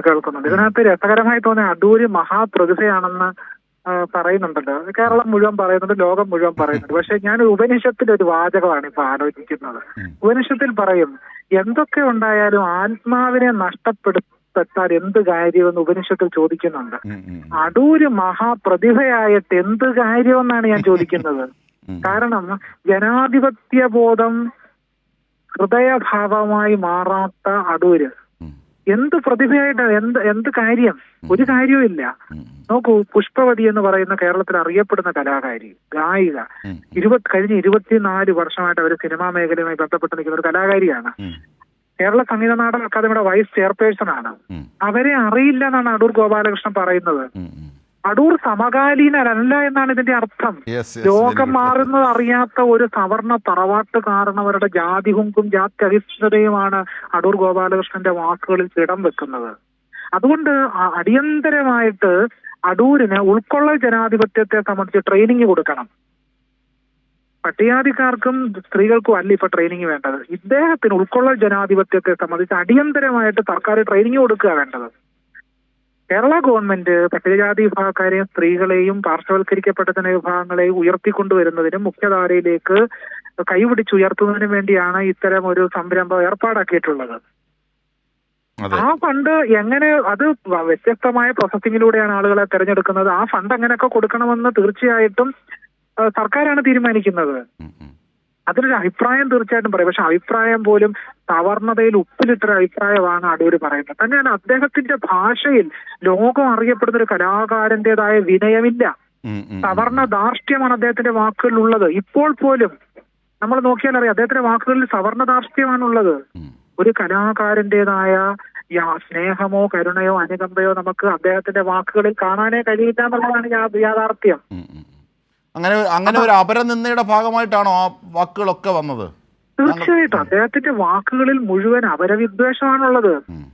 അദ്ദേഹത്തിന്റെ വാക്കുകളിൽ ഇപ്പൊ നോക്കൂ, ഒരു ജനാധിപത്യ സമൂഹത്തിൽ സംവാദാത്മകമായിട്ടല്ല അദ്ദേഹം സംസാരിക്കുന്നത്. പരപുച്ഛമാണ് അദ്ദേഹത്തിനുള്ളത്. പരപുച്ഛം. അത് മലയാളിക്ക് അരി കഴിക്കുന്ന എല്ലാ മലയാളികൾക്ക് അത് മനസ്സിലാവുമല്ലോ. പരപുച്ഛവും പരനിന്ദയുമാണ് അദ്ദേഹത്തിനുള്ളത്. എന്തുകൊണ്ടാണ് പട്ടികജാതിക്കാർക്കും ദളിതർക്കും മാത്രം ഈ പരിശീലനം വേണമെന്ന് അദ്ദേഹത്തിന് തോന്നുന്നത് എന്തുകൊണ്ടാ? മറ്റുള്ളവർക്ക് ആ പരിശീലനം വേണമെന്ന് അദ്ദേഹത്തിന് തോന്നാത്തത് എന്തുകൊണ്ടാണ്? അതായത് പട്ടികജാതിക്കാരെയും സ്ത്രീകളെയും ഒക്കെ ശിശുവൽക്കരിക്കുന്ന ജാത്യഭിമാന ബോധമാണ് അടൂർ ഗോപാലകൃഷ്ണൻ ഉള്ളടങ്ങിയിരിക്കുന്നത്. അദ്ദേഹം ആ ജാത്യഭിമാന ബോധം ഉപേക്ഷിക്കാൻ വേണ്ട. അദ്ദേഹം ജനാധിപത്യവാദിയാകണം ഇനിയെങ്കിലും. ഇത്രയും പ്രായമായില്ലേ അദ്ദേഹത്തിന്? അദ്ദേഹം ഇനിയെങ്കിലും ജനാധിപത്യ മനുഷ്യനാകണം. അദ്ദേഹത്തിന്റെ സവർണ ജാതി മനോഭാവം ഉപേക്ഷിക്കണം. ഡോക്ടർ ശ്യാംകുമാർ പറയുന്നത് ഈ ദളിത് സംവിധായകർക്കല്ല ക്ലാസ് കൊടുക്കേണ്ടത്, അടൂർ ഗോപാലകൃഷ്ണനാണ് ഭരണഘടനയെ സംബന്ധിച്ച് ക്ലാസ് കൊടുക്കുന്നത് അല്ലേ? തീർച്ചയായിട്ടും ഉൾക്കൊള്ളൽ ജനാധിപത്യത്തെ സംബന്ധിച്ച് അദ്ദേഹത്തിന് ക്ലാസ് കൊടുക്കണം അടിയന്തരമായിട്ട്. പക്ഷേ അതൊന്ന് ശരിയാണ്. പക്ഷേ അടൂർ ഗോപാലകൃഷ്ണൻ എന്ന കലാപ്രതിഭയെ നമ്മൾ അംഗീകരിക്കുന്നു. പുഷ്പവതി അത് പറഞ്ഞു, ഈ SC/ST വിഭാഗത്തെക്കുറിച്ചൊക്കെ സാർ പഠിച്ചിട്ട് ഒരു സിനിമ എടുക്കൂ, അങ്ങനെയെങ്കിലും ആ സമൂഹത്തിൻ്റെ വേദന മനസ്സിലാക്കുമെന്ന്. അത് ശരിയാണ്. ശ്യാംകുമാർ, ഏറ്റവും പ്രധാനപ്പെട്ടത് ഇങ്ങനെ ഒരു ധാരണ സമൂഹത്തിലുണ്ട്. എല്ലാം ഇവർക്ക്, എല്ലാം അവർക്ക്, ഇത് ഏതോ അന്യായമായതാണ്, ഇങ്ങനെ ഒരു ധാരണയുണ്ട്. ഇത് മാറ്റിയെടുക്കാൻ എന്ത് ചെയ്യണം? അതാണ് യഥാർത്ഥത്തിൽ അടൂർ ഗോപാലകൃഷ്ണനിലൂടെ എത്തിയത് അല്ലേ? തീർച്ചയായിട്ടും. ഈ പാവ മനുഷ്യർ നേരിടുന്ന അനുഭവങ്ങളുടെ ലക്ഷത്തിലൊരു അംശം നമ്മൾ ആരെങ്കിലും അനുഭവിച്ചിട്ടുണ്ടോ എന്നുള്ളതാണ് ഏറ്റവും പ്രധാനപ്പെട്ട ഒരു വശമെന്ന്. സമൂഹത്തിൽ മറ്റാരുമില്ല. കാരണം ഈ ചൂഷണത്തിൻ്റെ ദുർമേധസ്സില്ലാത്ത ഏക ജനവിഭാഗം, അത് ഏത് മതമായിക്കോട്ടെ ഏത് ജാതി ആയിക്കോട്ടെ, അവരെല്ലാം ചൂഷണത്തിൻ്റെ മുതലുകൾ ഭക്ഷിച്ച ദുർമേധസ്സുണ്ട്. പക്ഷേ ചൂഷണത്തിൻ്റെ ദുർമേധസ്സില്ലാത്ത ഏക സമൂഹം ഈ ആദിവാസികളും ദളിതരുമാണ്, പാവങ്ങൾ. നോക്കൂ, ഇതിനൊരു മാറ്റം വരണമെങ്കിൽ എന്താണ് റെപ്രസെന്റേറ്റീവ് ഡെമോക്രസി എന്ന ആളുകൾക്ക് മനസ്സിലാക്കണം. നമ്മുടെ പാഠപുസ്തകത്തിൽ ഇപ്പോഴും ഉൾക്കൊള്ളൽ ജനാധിപത്യവും സംവരണത്തെ സംബന്ധിച്ചുള്ള കാര്യങ്ങളും ഒന്നും തന്നെ ഇല്ലല്ലോ. സംവരണം ഏതാണ്ട് ദളിതർ തട്ടിക്കൊണ്ടു പോകുന്ന ഒന്നാണെന്നാണ് എപ്പോഴും പറഞ്ഞുകൊണ്ടിരിക്കുന്നത്. പാർശ്വവൽക്കരിക്കപ്പെട്ട ആളുകളെ ഉൾക്കൊള്ളുന്നതിന് വേണ്ടി സർക്കാർ നടപ്പിലാക്കുന്ന എല്ലാ പോളിസികളെയും വളരെ ഋണാത്മകമായിട്ടാണ് നമ്മുടെ പൊതുസമൂഹം മനസ്സിലാക്കിയിട്ടുള്ളത്. ആ മനസ്സിലാക്കലാണ് അടൂരിനെയും ബാധിച്ചിരിക്കുന്നത്. ഈ 1.5 കോടി മറ്റാർക്കെങ്കിലും കൊടുത്താൽ അടൂരിന് എന്തെങ്കിലും കുഴപ്പമുണ്ടോ? ഒന്നും പറയില്ല അടൂര്. നല്ലതാണെന്നേ പറയത്തുള്ളൂ, നല്ലതാണെന്നേ പറയൂ. അത് ദളിതർക്ക് കൊടുക്കുന്നുകൊണ്ടാണ് അദ്ദേഹത്തിന് ഇത്രയും ആകുലത. കരം പിരിച്ചെടുക്കുന്നത് മുഴുവൻ ദളിതർ കൊണ്ടുപോകുന്ന എന്ന വിലാപമാണ് അദ്ദേഹം പറയുന്നത്. നോക്കൂ, നമ്മുടെ ഏതൊക്കെ വിദ്യാഭ്യാസ സ്ഥാപനങ്ങൾ സവർണരാണല്ലോ അവിടെ എല്ലാം ജോലി ചെയ്യുന്നത്. ദളിതരും ആദിവാസികളും എല്ലാം പുറത്താ. എന്തുകൊണ്ടാണ് ആ മേഖലയിൽ നടക്കുന്നത് കടുത്ത അഴിമതിയാണെന്നോ അനീതിയാണെന്നോ അടൂർ ഗോപാലകൃഷ്ണന് തോന്നാത്ത എന്തുകൊണ്ടാണ്? കാരണം അദ്ദേഹത്തിന് തോന്നില്ല. അതാണ് അദ്ദേഹത്തിന്റെ സവർണ ജാതി അഭിമാനം എന്ന് പറയുന്നത്. മാത്രമല്ല ഈ സിനിമയിലെ പ്രശ്നങ്ങൾ പരിഹരിച്ച് കൂടുതൽ മെച്ചപ്പെട്ട ജനാധിപത്യവൽക്കരണം സിനിമയിൽ ഉണ്ടാകണം എന്നത് ഉദ്ദേശിച്ചാണല്ലോ ഈ കോൺക്ലേവ് തന്നെ വന്നത്. ഈ കോൺക്ലേവിൽ അദ്ദേഹം വരുമ്പോൾ ഈ സിനിമയിൽ നിലനിൽക്കുന്നതായിട്ടുള്ള ഒരു ദുഷിച്ച പ്രവണതകൾക്കെതിരെ അദ്ദേഹത്തിന് സംസാരിക്കാനില്ല, ഇത് മാത്രമേ ഉള്ളൂ എന്ന വിമർശനമുണ്ട്. പക്ഷേ ഇവിടെ PT കുഞ്ഞുമുഹമ്മദ് പറഞ്ഞത് വളരെ ശരിയായ ഒരു കാര്യമാണ്. കാരണം ദേശീയപാതയുടെ ഓരത്ത് ഒരു ഉയർന്ന ബിൽഡിങ് ഈ ജനവിഭാഗത്തിന് മാത്രമേ ഇല്ലാതുള്ളൂ. ദളിതർ, അവർക്കൊരു ആനുകൂല്യം സർക്കാർ കൊടുത്തതിൽ എന്താ തെറ്റ്? ഇത് ആനുകൂല്യത്തിന്റെ പ്രശ്നമല്ല, ഇത് അവകാശമാണ്. സോറി, പ്രശ്നമാണ്. എന്റെ സ്ലിപ്പ് ഓഫ് ടങ് ആണ്. അത് കുഴപ്പമില്ല, അത് നമുക്ക് മനസ്സിലാക്കാം. ഇത് അവകാശത്തിന്റെയും പ്രാതിനിധ്യത്തിന്റെയും പ്രശ്നമാണ്. ഈ പ്രാതിനിധ്യം എന്ന് പറയുന്ന സംഗതി അടൂരിന് മനസ്സിലാകുന്നില്ലല്ലേ? അടൂരിന് മനസ്സിലാകുന്നേ ഇല്ല പ്രാതിനിധ്യ ജനാധിപത്യം എന്താണെന്ന്. അതുകൊണ്ടാണ് ഞാൻ പറഞ്ഞത് അദ്ദേഹത്തിന് ക്ലാസ് കൊടുക്കണമെന്ന്. അദ്ദേഹം വലിയ കലാകാരനായിരിക്കാം, പക്ഷെ അദ്ദേഹം സമകാലീനനല്ല. സമകാലീനല്ല, ലോകം മാറുന്ന അറിയുന്നില്ല. അദ്ദേഹം പുതിയ സിനിമകളൊന്നും കാണുന്നില്ലെന്നാണ് എന്റെ അഭിപ്രായം. അത് മാത്രമല്ല ഈ സംഗീതത്തിനെതിരായുള്ള ഒരു നിലപാട് സിനിമയിൽ. കാരണം സിനിമയും സംഗീതവും ഇപ്പോൾ പഞ്ചാഗ്നി ഒഴികെ, പഞ്ചാഗ്നിയിൽ വളരെ റിയലിസ്റ്റിക്കായി പാട്ടിനെ ഉപയോഗിച്ച ഒന്നാണ്. പക്ഷേ ഇവിടെ PT കുഞ്ഞുമുഹമ്മദ് പറഞ്ഞ കാര്യങ്ങളുണ്ട്. ഇപ്പോൾ സംഗീതം ആ ഒരു സിനിമയിൽ തൻ്റെ സിനിമയിൽ ഇല്ലാത്തതുകൊണ്ട് വേറെ ആരുടെയും സിനിമയിൽ വേണ്ട എന്ന് പറയുന്നു, പാട്ടുകാരെ അവമാനിക്കുന്നു. നാടൻ പാട്ടിലൂടെ വന്ന ഈ കലാകാരി പുഷ്പവതി എവിടെയാണെന്ന് ചോദിക്കുന്നു. അതിൽ ഉള്ളടങ്ങിയിരിക്കുന്നത് വിവിധ മാനങ്ങളുണ്ട്. ശ്രീ ശ്യാംകുമാർ. തീർച്ചയായിട്ടും ഇപ്പൊ ഇത് നോക്കും, നമ്മുടെ കേരളത്തിലെ ഇന്ത്യയിലെ തന്നെ സിനിമാ മേഖല എടുത്ത് പരിശോധിച്ചാൽ ദളിത് മേഖലയിൽ നിന്ന് ഒരുപാട് ആളുകളുണ്ട്. ഡോക്ടർ ബിജു തന്നെ അന്താരാഷ്ട്ര തലത്തിൽ തന്നെ അറിയപ്പെടുന്ന വലിയ സിനിമാ കലാകാരനല്ലേ? അല്ല, അങ്ങനെയുള്ള സംവിധായകരെ ആക്ഷേപിക്കാൻ അത് ക്യാമറാമാൻമാർ ചെയ്യുന്നതാണ്. സംവിധായകരൊന്നും അറിയുന്നില്ല, പക്ഷെ നാട്ടുകാരും അറിയുന്നില്ല. പേര് കൊടുക്കുന്ന സംവിധായകരുടെ എന്നും പറഞ്ഞു ഓടൂര്. തീർച്ചയായിട്ടും ഇത് അടൂരിനും ബാധകമാണല്ലോ. ഈ പറഞ്ഞ വാദം അടൂരിനും ബാധകമാണ്. അങ്ങനെയാണെങ്കിൽ അടൂരിനെ കുറിച്ച് നമുക്ക് അങ്ങനെ തന്നെ പറയാമല്ലോ. അപ്പൊ ഇത് വളരെ, ഞാൻ പറഞ്ഞില്ലേ, ഇത് ജനാധിപത്യ വിരുദ്ധമായ, സ്ത്രീ വിരുദ്ധമായ, ദളിത് വിരുദ്ധമായ ഒരു സമീപനമാണ് അദ്ദേഹം ഉൾക്കൊണ്ടിരിക്കുന്നത്. അതിൽ തന്നെ അടിയുറച്ചു നിൽക്കുന്നു എന്നാണ് അദ്ദേഹത്തിന്റെ വാക്കുകൾ നമുക്ക് മനസ്സിലാകുന്നത്. അതിൽ തന്നെ അടിയുറച്ചു നിൽക്കുകയാണെന്നാണ് പറയുന്നത്. അദ്ദേഹം ഇനിയും മാറാൻ തയ്യാറായിട്ടില്ല. അദ്ദേഹം ഇനിയും മാറുമെന്ന് നമ്മൾ പ്രതീക്ഷിക്കുകയും വേണ്ട. നമുക്ക് ഈ പൊതുസമൂഹത്തെയാണ് മാറ്റേണ്ടത്. അടൂരിനെ മാറ്റിയിട്ട് നമുക്ക് പ്രത്യേകിച്ച് ഒരു കാര്യമില്ല. കാരണം അദ്ദേഹം ഇനി മാറാൻ തയ്യാറല്ലെന്നല്ലേ ഈ പ്രസ്താവനയുടെ ഒക്കെ അർത്ഥം. അപ്പോൾ അടൂരിനെ തള്ളി മാറ്റി നമുക്ക് മുമ്പോട്ട് പോകാം ജനാധിപത്യ സമൂഹം. തീർച്ചയായിട്ടും മഹാത്മാ അയ്യങ്കാളി ചെയ്ത എന്താണ്? പഞ്ചമിയുമായി വിദ്യാലയത്തിലേക്ക് പ്രവേശിക്കുകയാണ് ചെയ്തത്. അതിനെ തടഞ്ഞു നിന്ന സവർണർ എവിടെ പോയി? അവര് ചരിത്രത്തിൽ ഇല്ലല്ലോ.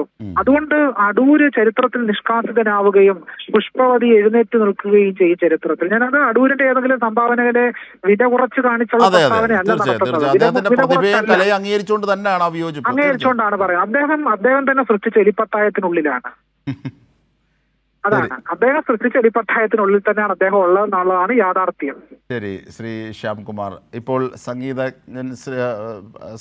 പാട്ടുകാരനായ ശ്രീ ഗായകൻ ശ്രീ സുദീപ് കൂടി നമ്മോടൊപ്പം ചേരുകയാണ്. ശ്രീ സുദീപ്, താങ്കളെ ഗായകൻ എന്ന അർത്ഥത്തിലല്ല ഈ ഘട്ടത്തിൽ ഞങ്ങൾ സ്വീകരിക്കുന്ന, സമം എന്ന ഈ ഗായകരുടെ ഒക്കെ ചലച്ചിത്ര പിന്നണി ഗായകരുടെ ഒക്കെ കൂട്ടായ്മയുടെ നേതാവ്, പ്രസിഡന്റ് എന്ന നിലയിൽ കൂടിയാണ് താങ്കളെ ഇപ്പോൾ ഈ ചർച്ചയിലേക്ക് ക്ഷണിക്കുന്നത്. ശ്രീ സുദീപ്, എന്താണ് അടൂർ ഗോപാലകൃഷ്ണൻ പറഞ്ഞതിലെ വിയോജിപ്പ്? ശ്രീ സുദീപ് നമ്മോടൊപ്പം ചേരുന്നു. എന്തായിരുന്നാലും അടൂർ ഗോപാലകൃഷ്ണൻ്റെ വാക്കുകൾ ഇന്ന് അദ്ദേഹം തൻ്റെ പരാമർശത്തെ, ഇന്നലെ നടന്ന പരാമർശത്തെ ന്യായീകരിക്കാനായി ഇന്ന് മാധ്യമങ്ങൾക്ക് മുന്നിലെത്തിയപ്പോൾ കൂടുതൽ അബദ്ധങ്ങളിലേക്ക്, കൂടുതൽ വിമർശനങ്ങളിലേക്ക് കൂടി പോകുന്നു. അത് വലിയ വിമർശനങ്ങൾക്കിടയാക്കുന്ന പരാമർശങ്ങൾ ഉണ്ടാകുന്നു എന്നുള്ളതാണ്. കാരണം ഇന്നലെ ദളിതർക്കും സ്ത്രീകൾക്കും ഇടത് സർക്കാർ നൽകുന്ന ആനുകൂല്യങ്ങൾ എന്തിനാണ്, അത്തരം സംഭാവനകൾ എന്തിനാണ് നൽകുന്നത്, അവരെ സഹായിക്കുന്നത് എന്തിനാണ്, അങ്ങനെ സഹായിക്കുന്നുണ്ട് എങ്കിൽ അവർക്ക് ക്ലാസ് കൊടുക്കണം എന്നൊക്കെ പറയുന്ന രീതിയിൽ അവരെ അധിക്ഷേപിക്കുന്നതായ പരാമർശം എത്തുന്നു. ഇന്നിപ്പോൾ അദ്ദേഹം കൂടുതൽ കാര്യങ്ങൾ വിമർശിക്കുമ്പോൾ ഗായകരെയും ഗായക ലോകത്തെയും ഗാനശാഖയെയും തന്നെ സിനിമയുമായി ബന്ധപ്പെടുത്തി വേണ്ടതില്ല എന്ന അഭിപ്രായം കൂടി പറയുന്ന ഒരു ഘട്ടത്തിലാണ് ഇപ്പോൾ സുദീപ് ചേരുന്നത്. ഗായകൻ ശ്രീ സുദീപ്, താങ്കളെ ഗായകൻ എന്ന അർത്ഥത്തിൽ മാത്രമല്ല, ഈ സമം എന്ന ഗായകരുടെ കൂട്ടായ്മയുടെ നേതാവ് എന്ന അർത്ഥത്തിലാണ് ഈ ഘട്ടത്തിൽ ഞങ്ങൾ ഈ ചർച്ചയിലേക്ക് ക്ഷണിച്ചത്. എന്താണെന്ന് വെച്ചാൽ ഈ അടൂർ ഗോപാലകൃഷ്ണൻ ഗാനശാഖ തന്നെ വേണ്ട, ആവശ്യമില്ല, സംഗീത ലോകം തന്നെ സിനിമാ ലോകവുമായി ചേരുന്നതല്ല എന്നൊക്കെ ഗായകരെ ആക്ഷേപിക്കുന്ന ഒരു ഘട്ടം ഇന്നുണ്ടായി. അതിനകത്ത് നമുക്ക് വളരെ ശക്തമായ പ്രതിഷേധമുണ്ട്. കാരണം പുഷ്പവതി സമത്തിന്റെ എക്സിക്യൂട്ടീവ് കമ്മിറ്റി അംഗമായിരുന്നു. മാത്രമല്ല, പുഷ്പയുടെ പാട്ടുകൾ നമ്മളെല്ലാവരും എത്രയോ വർഷങ്ങളായിട്ട് കേട്ടുകൊണ്ടിരിക്കുന്നതാണ്. മലയാള ചലച്ചിത്ര സംഗീത രംഗത്ത് തന്റെ ശബ്ദം കൃത്യമായി അടയാളപ്പെടുത്തിയിട്ടുള്ള പാട്ടുകാരിയാണ് പുഷ്പവതി. അപ്പോൾ പുഷ്പവതിയുടെ പാട്ടുകൾ കേൾക്കുന്ന പുഷ്പവതിയുടെ കഴിഞ്ഞ എത്രയോ വർഷമായിട്ടുള്ള സംഗീത രംഗത്തുള്ള സംഭാവനകൾ മനസ്സിലാക്കുന്ന ഒരാൾക്കും അവരെ ഒഴിച്ചു നിർത്തി ചിന്തിക്കാൻ പറ്റില്ല. അപ്പൊ ഞാൻ മനസ്സിലാക്കുന്ന അദ്ദേഹത്തിന്റെ പാട്ടുകളെ കുറിച്ചുള്ള അറിവില്ലായ്മ, പുതിയ കാലത്തെ സംഗീതത്തിലുള്ള മാറ്റങ്ങളെ കുറിച്ചുള്ള അറിവില്ലായ്മ, അല്ലെങ്കിൽ പുതിയ കാലത്തെ പാട്ടുകാരെ തിരിച്ചറിയാൻ പറ്റാത്ത അവസ്ഥ, ഇതൊക്കെ കൊണ്ടായിരിക്കാം അങ്ങനെ മോശമായിട്ട് പ്രതികരിച്ചതെന്നുള്ളതാണ്. ഞങ്ങൾ എന്തായാലും സംഘടന എന്നുള്ള രീതിയിൽ സമം എന്ന സംഘടനയുടെ ശക്തമായ പ്രതിഷേധം ഇക്കാര്യത്തിൽ രേഖപ്പെടുത്തുന്നു. കാര്യം ഞങ്ങൾ എല്ലാവരും, ഞാൻ ഉൾപ്പെടെ പല ഗായകരും ഈ കോൺക്ലേവിൽ പങ്കെടുത്തവരാണ്. ഞങ്ങൾ ഒന്നിച്ചായിരുന്നു, പുഷ്പവതി, ഞാനും രാജലക്ഷ്മിയും കല്ലറ ഗോപൻ ചേട്ടനും രവിശങ്കറും ഉൾപ്പെടെയുള്ളവർ ഒന്നിച്ച് അടുത്തടുത്തിരുന്നാണ് കോൺക്ലേവിൽ അതിന്റെ ഉദ്ഘാടന ചടങ്ങിൽ പങ്കെടുത്തത്. അതിനുശേഷം ഉള്ള ഓപ്പൺ ഫോറത്തിലാണ് പുഷ്പവതി ശക്തമായ അഭിപ്രായം പ്രകടിപ്പിച്ചത്. അപ്പോൾ ഒരു കോൺക്ലേവിൽ പങ്കെടുക്കുന്ന സമയത്ത് അതിൽ പങ്കെടുക്കുന്ന ആർക്കും അവരെ എല്ലാവരെയും കൃത്യമായി സർക്കാരിന്റെ ഭാഗത്തു നിന്നും ക്ഷണിച്ചിട്ട് തന്നെയാണ് അവിടെ എത്തിയിട്ടുള്ളത്. ഇപ്പൊ ഞങ്ങളെ സംഘടനയുടെ ഭാരവാഹികൾ എന്നുള്ള രീതിയിലും ചിലരെ വ്യക്തിപരമായിട്ടും ഗായകരെ ഈ പരിപാടിയിലേക്ക് സാംസ്കാരിക വകുപ്പിൽ നിന്നും അതുപോലെ ചലച്ചിത്ര അക്കാദമിയിൽ നിന്നും ക്ഷണിച്ചിട്ടാണ് പങ്കെടുത്തത്. അപ്പോൾ അങ്ങനെയുള്ള ഒരാൾക്ക് അവിടെ വന്ന് തന്റെ അഭിപ്രായം പറയാനുള്ള സ്വാതന്ത്ര്യമുണ്ട്. സിനിമയും ഗായകരും തമ്മിലുള്ള ബന്ധത്തെക്കുറിച്ച് അതിപ്പോ ആരും പറഞ്ഞു മനസ്സിലാക്കേണ്ട കാര്യമില്ല. ഈ സിനിമ ഉണ്ടായ കാലം മുതൽ സംഗീതം അതിന്റെ നട്ടെല്ലായിട്ട് പിന്നിലുണ്ട്. ഇപ്പോഴും സിനിമാ സംഗീതം എന്ന് പറയുന്നത് നമ്മളുടെ എല്ലാവരുടെയും ജീവിതത്തിന്റെ ഭാഗമാണ്. വർഷങ്ങളായിട്ട് അത് ഹിന്ദിയിലാണെങ്കിലും ഏത് ഇന്ത്യൻ ഭാഷകളിലെല്ലാം തന്നെ സിനിമാ സംഗീതം സിനിമയോട് ചേർന്ന് നിൽക്കുന്നു. അതിന് മാറ്റമൊന്നും വന്നിട്ടില്ല. അപ്പോൾ അതുകൊണ്ട് തന്നെ സിനിമാ പാട്ടുകാർക്ക്, സിനിമാ സംഗീതത്തിൽ പ്രവർത്തിക്കുന്നവർക്ക്, ഗായകർക്കാണെങ്കിലും എഴുത്തുകാർക്കാണെങ്കിലും സംഗീത സംവിധായകർക്കാണെങ്കിലും ഇത്തരമൊരു നയ രൂപീകരണ യോഗത്തിൽ പങ്കെടുക്കാനുള്ള അർഹത എന്നുള്ളത് അത് കൃത്യമാണ്. അതറിയാവുന്നതുകൊണ്ട് തന്നെയാണ് സർക്കാർ ക്ഷണിച്ചിട്ടുള്ളത്. അപ്പൊ അവിടെ വന്ന് വളരെ വർഷങ്ങളുടെ എക്സ്പീരിയൻസ് ഉള്ള 60 വർഷത്തെ എക്സ്പീരിയൻസ് ഉള്ള ഒരു സംവിധായകൻ ഇതിനെ തള്ളിപ്പറയെന്ന് പറയുമ്പോഴത്തേക്ക് നമുക്കത് അംഗീകരിക്കാൻ പറ്റില്ല. ഞങ്ങളെല്ലാവരും സിനിമയുടെ ഭാഗം തന്നെയാണ്, ഈ കോൺക്ലേവിന്റെ ഭാഗമാണ്. പുഷ്പവതി പറഞ്ഞ അഭിപ്രായത്തോട് യോജിക്കാം യോജിക്കാതിരിക്കാം, അത് അദ്ദേഹത്തിന്റെ ഇഷ്ടം. പക്ഷേ പുഷ്പവതിയുടെ യോഗ്യതയെക്കുറിച്ച് ചോദ്യം ചെയ്യാനുള്ള അധികാരം അദ്ദേഹത്തിനില്ല. അദ്ദേഹവും പുഷ്പവതിയെ പോലെ തന്നെ ഒരു ഈ കോൺക്ലേവിൽ പങ്കെടുക്കുന്ന ഒരാളാണ്. അപ്പൊ അതിൽ ഉള്ള ശക്തമായ പ്രതിഷേധം ഞങ്ങൾ രേഖപ്പെടുത്തുന്നു. അതാണ് അതിലെ കൃത്യത. കാരണം പുഷ്പവതിയുടെ അഭിപ്രായത്തോട് യോജിക്കാം, അത് അദ്ദേഹത്തിൻ്റെ അവകാശം. പക്ഷേ പുഷ്പവതിയുടെ യോഗ്യതയെ സംബന്ധിച്ച് ചോദിക്കാൻ, മാത്രമല്ല സംഗീത ലോകത്തിൻ്റെ സിനിമയിലെ അനിവാര്യതയെ ചോദ്യം ചെയ്യാൻ അടൂർ ഗോപാലകൃഷ്ണൻ ആരുമല്ല. അതിനോടുള്ള വിയോജിപ്പാണ് താങ്കളുടെ സംഘടനയായ സമവും അറിയിക്കുന്നത്. ഒരു കാര്യം കൂടി ചെറുതായി, ഈ സംഗീതം തൻ്റെ സിനിമയിലില്ല, പാട്ടിലില്ല, അതുകൊണ്ട് മറ്റുള്ള സിനിമകളിൽ അത് വേണ്ട, സിനിമാ മേഖലയിലെ വേണ്ട എന്ന് പറയുന്ന അയാം ദി സ്റ്റേറ്റ് സ്വഭാവം അടൂർ ഗോപാലകൃഷ്ണ ഭാഗത്തുനിന്നുണ്ടായി. അദ്ദേഹത്തെ കലാകാരനെ അംഗീകരിച്ചുകൊണ്ട് തന്നെ, പ്രതിഭയെ അംഗീകരിച്ചുകൊണ്ട് തന്നെ. മാത്രമല്ല ഒരു കഥാപാത്രം പറയുന്ന കാര്യത്തിൻ്റെ ഫീൽ ജനങ്ങളിലേക്ക് എത്തുന്ന പശ്ചാത്തല സംഗീതത്തിലൂടെയല്ലേ? അത് അടൂരിൻ്റെ പടത്തിൽ ഉപയോഗിച്ചിട്ടുണ്ടല്ലോ. സിനിമ അങ്ങനെയാണെങ്കിൽ ഏത് സിനിമ എടുത്തു നോക്കുമ്പോഴും നമുക്കറിയാം, സംഗീതമില്ലാതെ സിനിമ കണ്ടു കഴിഞ്ഞാൽ എങ്ങനെയുണ്ടെന്നുള്ള കാര്യം ആസ്വാദകർക്ക് എല്ലാവർക്കും അറിയാം. പലപ്പോഴും കഥയുടെയും കഥാപാത്രത്തിന്റെയും മാനസികാവസ്ഥകൾ സംവിധായകൻ കൃത്യമായി ചിത്രീകരിക്കുന്നതിനൊപ്പം തന്നെ അതിന്റെ ആഴം കൂട്ടാൻ, അത് മനസ്സിൽ, നമ്മുടെ ഹൃദയത്തിൽ കൃത്യമായി വന്ന് പതിക്കാൻ വേണ്ടി മ്യൂസിക് ചെയ്യുന്ന കോൺട്രിബ്യൂഷൻ എന്താണെന്നുള്ളത് നമുക്ക് ഒരു സീൻ തന്നെ ഡയലോഗ് മാത്രം വെച്ച് കണ്ടു നോക്കുക, അതിന്റെ ബാക്ക്ഗ്രൗണ്ട് മ്യൂസിക്കോടുകൂടി കണ്ടു നോക്കുക. അതിനും അപ്പുറത്തേക്ക് ചിലപ്പോൾ ചില കഥാപാത്രങ്ങളുടെ മാനസികാവസ്ഥകൾ പ്രകടിപ്പിക്കാൻ വേണ്ടി പാട്ടുകൾ തന്നെ ഉപയോഗിക്കുന്നു. അതിനു മുമ്പത്തെ കാലത്ത് ഈ കഥാപാത്രങ്ങൾ, കഥ എന്നതിനൊക്കെ അപ്പുറത്തേക്ക് പാട്ടുകൾ കൂടുതലായിട്ട് സിനിമകളിലുണ്ടായിരുന്നു. അപ്പോഴൊക്കെയും ഈ പാട്ടുകൾ സിനിമയുടെ ജനപ്രീതിക്ക് വേണ്ടിയിട്ട്, അല്ലെങ്കിൽ ജനങ്ങളിലേക്ക് ഈ കഥാപാത്രത്തെ കൊണ്ട് എത്തിക്കുന്നതിൽ എന്ത് കാര്യത്തിലാണെങ്കിലും പോസിറ്റീവായിട്ട് മാത്രമേ ഈ ഗാനങ്ങൾ ഉപയോഗിച്ചിട്ടുള്ളൂ. അല്ലാതെ ഏതെങ്കിലും ഒരു സിനിമയിൽ 2 പാട്ട് കൂടിപ്പോയെന്ന് പറഞ്ഞ് ഏതെങ്കിലും ഒരു സിനിമ പരാജയപ്പെട്ടതായിട്ട് അറിവില്ല. മാത്രമല്ല പരാജയപ്പെട്ട പല സിനിമകളിലെ പാട്ടുകൾ ഇപ്പോഴും പോപ്പുലർ ആണെന്നുള്ളതും ഒരു വലിയ സത്യമാണ്. അതുപോലെ ഗായകരെ സംബന്ധിച്ച് പറയുകയാണെങ്കിൽ, ഗായകൻ എന്ന് പറഞ്ഞത് വോക്കൽ ആക്ടിങ് ചെയ്യുന്നവരാണ് ഗായകർ. അതേ മാനസികാവസ്ഥയിൽ നിന്നുകൊണ്ട് തന്നെ ആ കഥാപാത്രത്തിന്റെ ഭാവപൂർണതയ്ക്ക് വേണ്ടി ശബ്ദം കൊണ്ട് അതെ അത് അടിവരയിടേണ്ടതാണ്. കാരണം ആ കഥാപാത്രത്തെ മനോഹരമാക്കാൻ വോക്കൽ കൊണ്ട് ആ കഥാപാത്രമായി മാറുന്നവരാണ് ഗായകർ. ആ പ്രസക്തിയാണ് ശ്രീ സുധീപ്, സമം പ്രസിഡന്റ്, ഗായകൻ അടയാളപ്പെടുത്തുന്നത്. എന്തായിരുന്നാലും താങ്കളെ നേരത്തെ ഈ ചർച്ചയിൽ പ്രതീക്ഷിച്ചിരുന്നു. വൈകി എത്തിയതിലുള്ള പരിഭവം കൂടി അറിയിച്ചുകൊണ്ട് ഈവനിംഗ് ഡിബേറ്റ് ഇവിടെ പൂർണ്ണമാവുകയാണ്.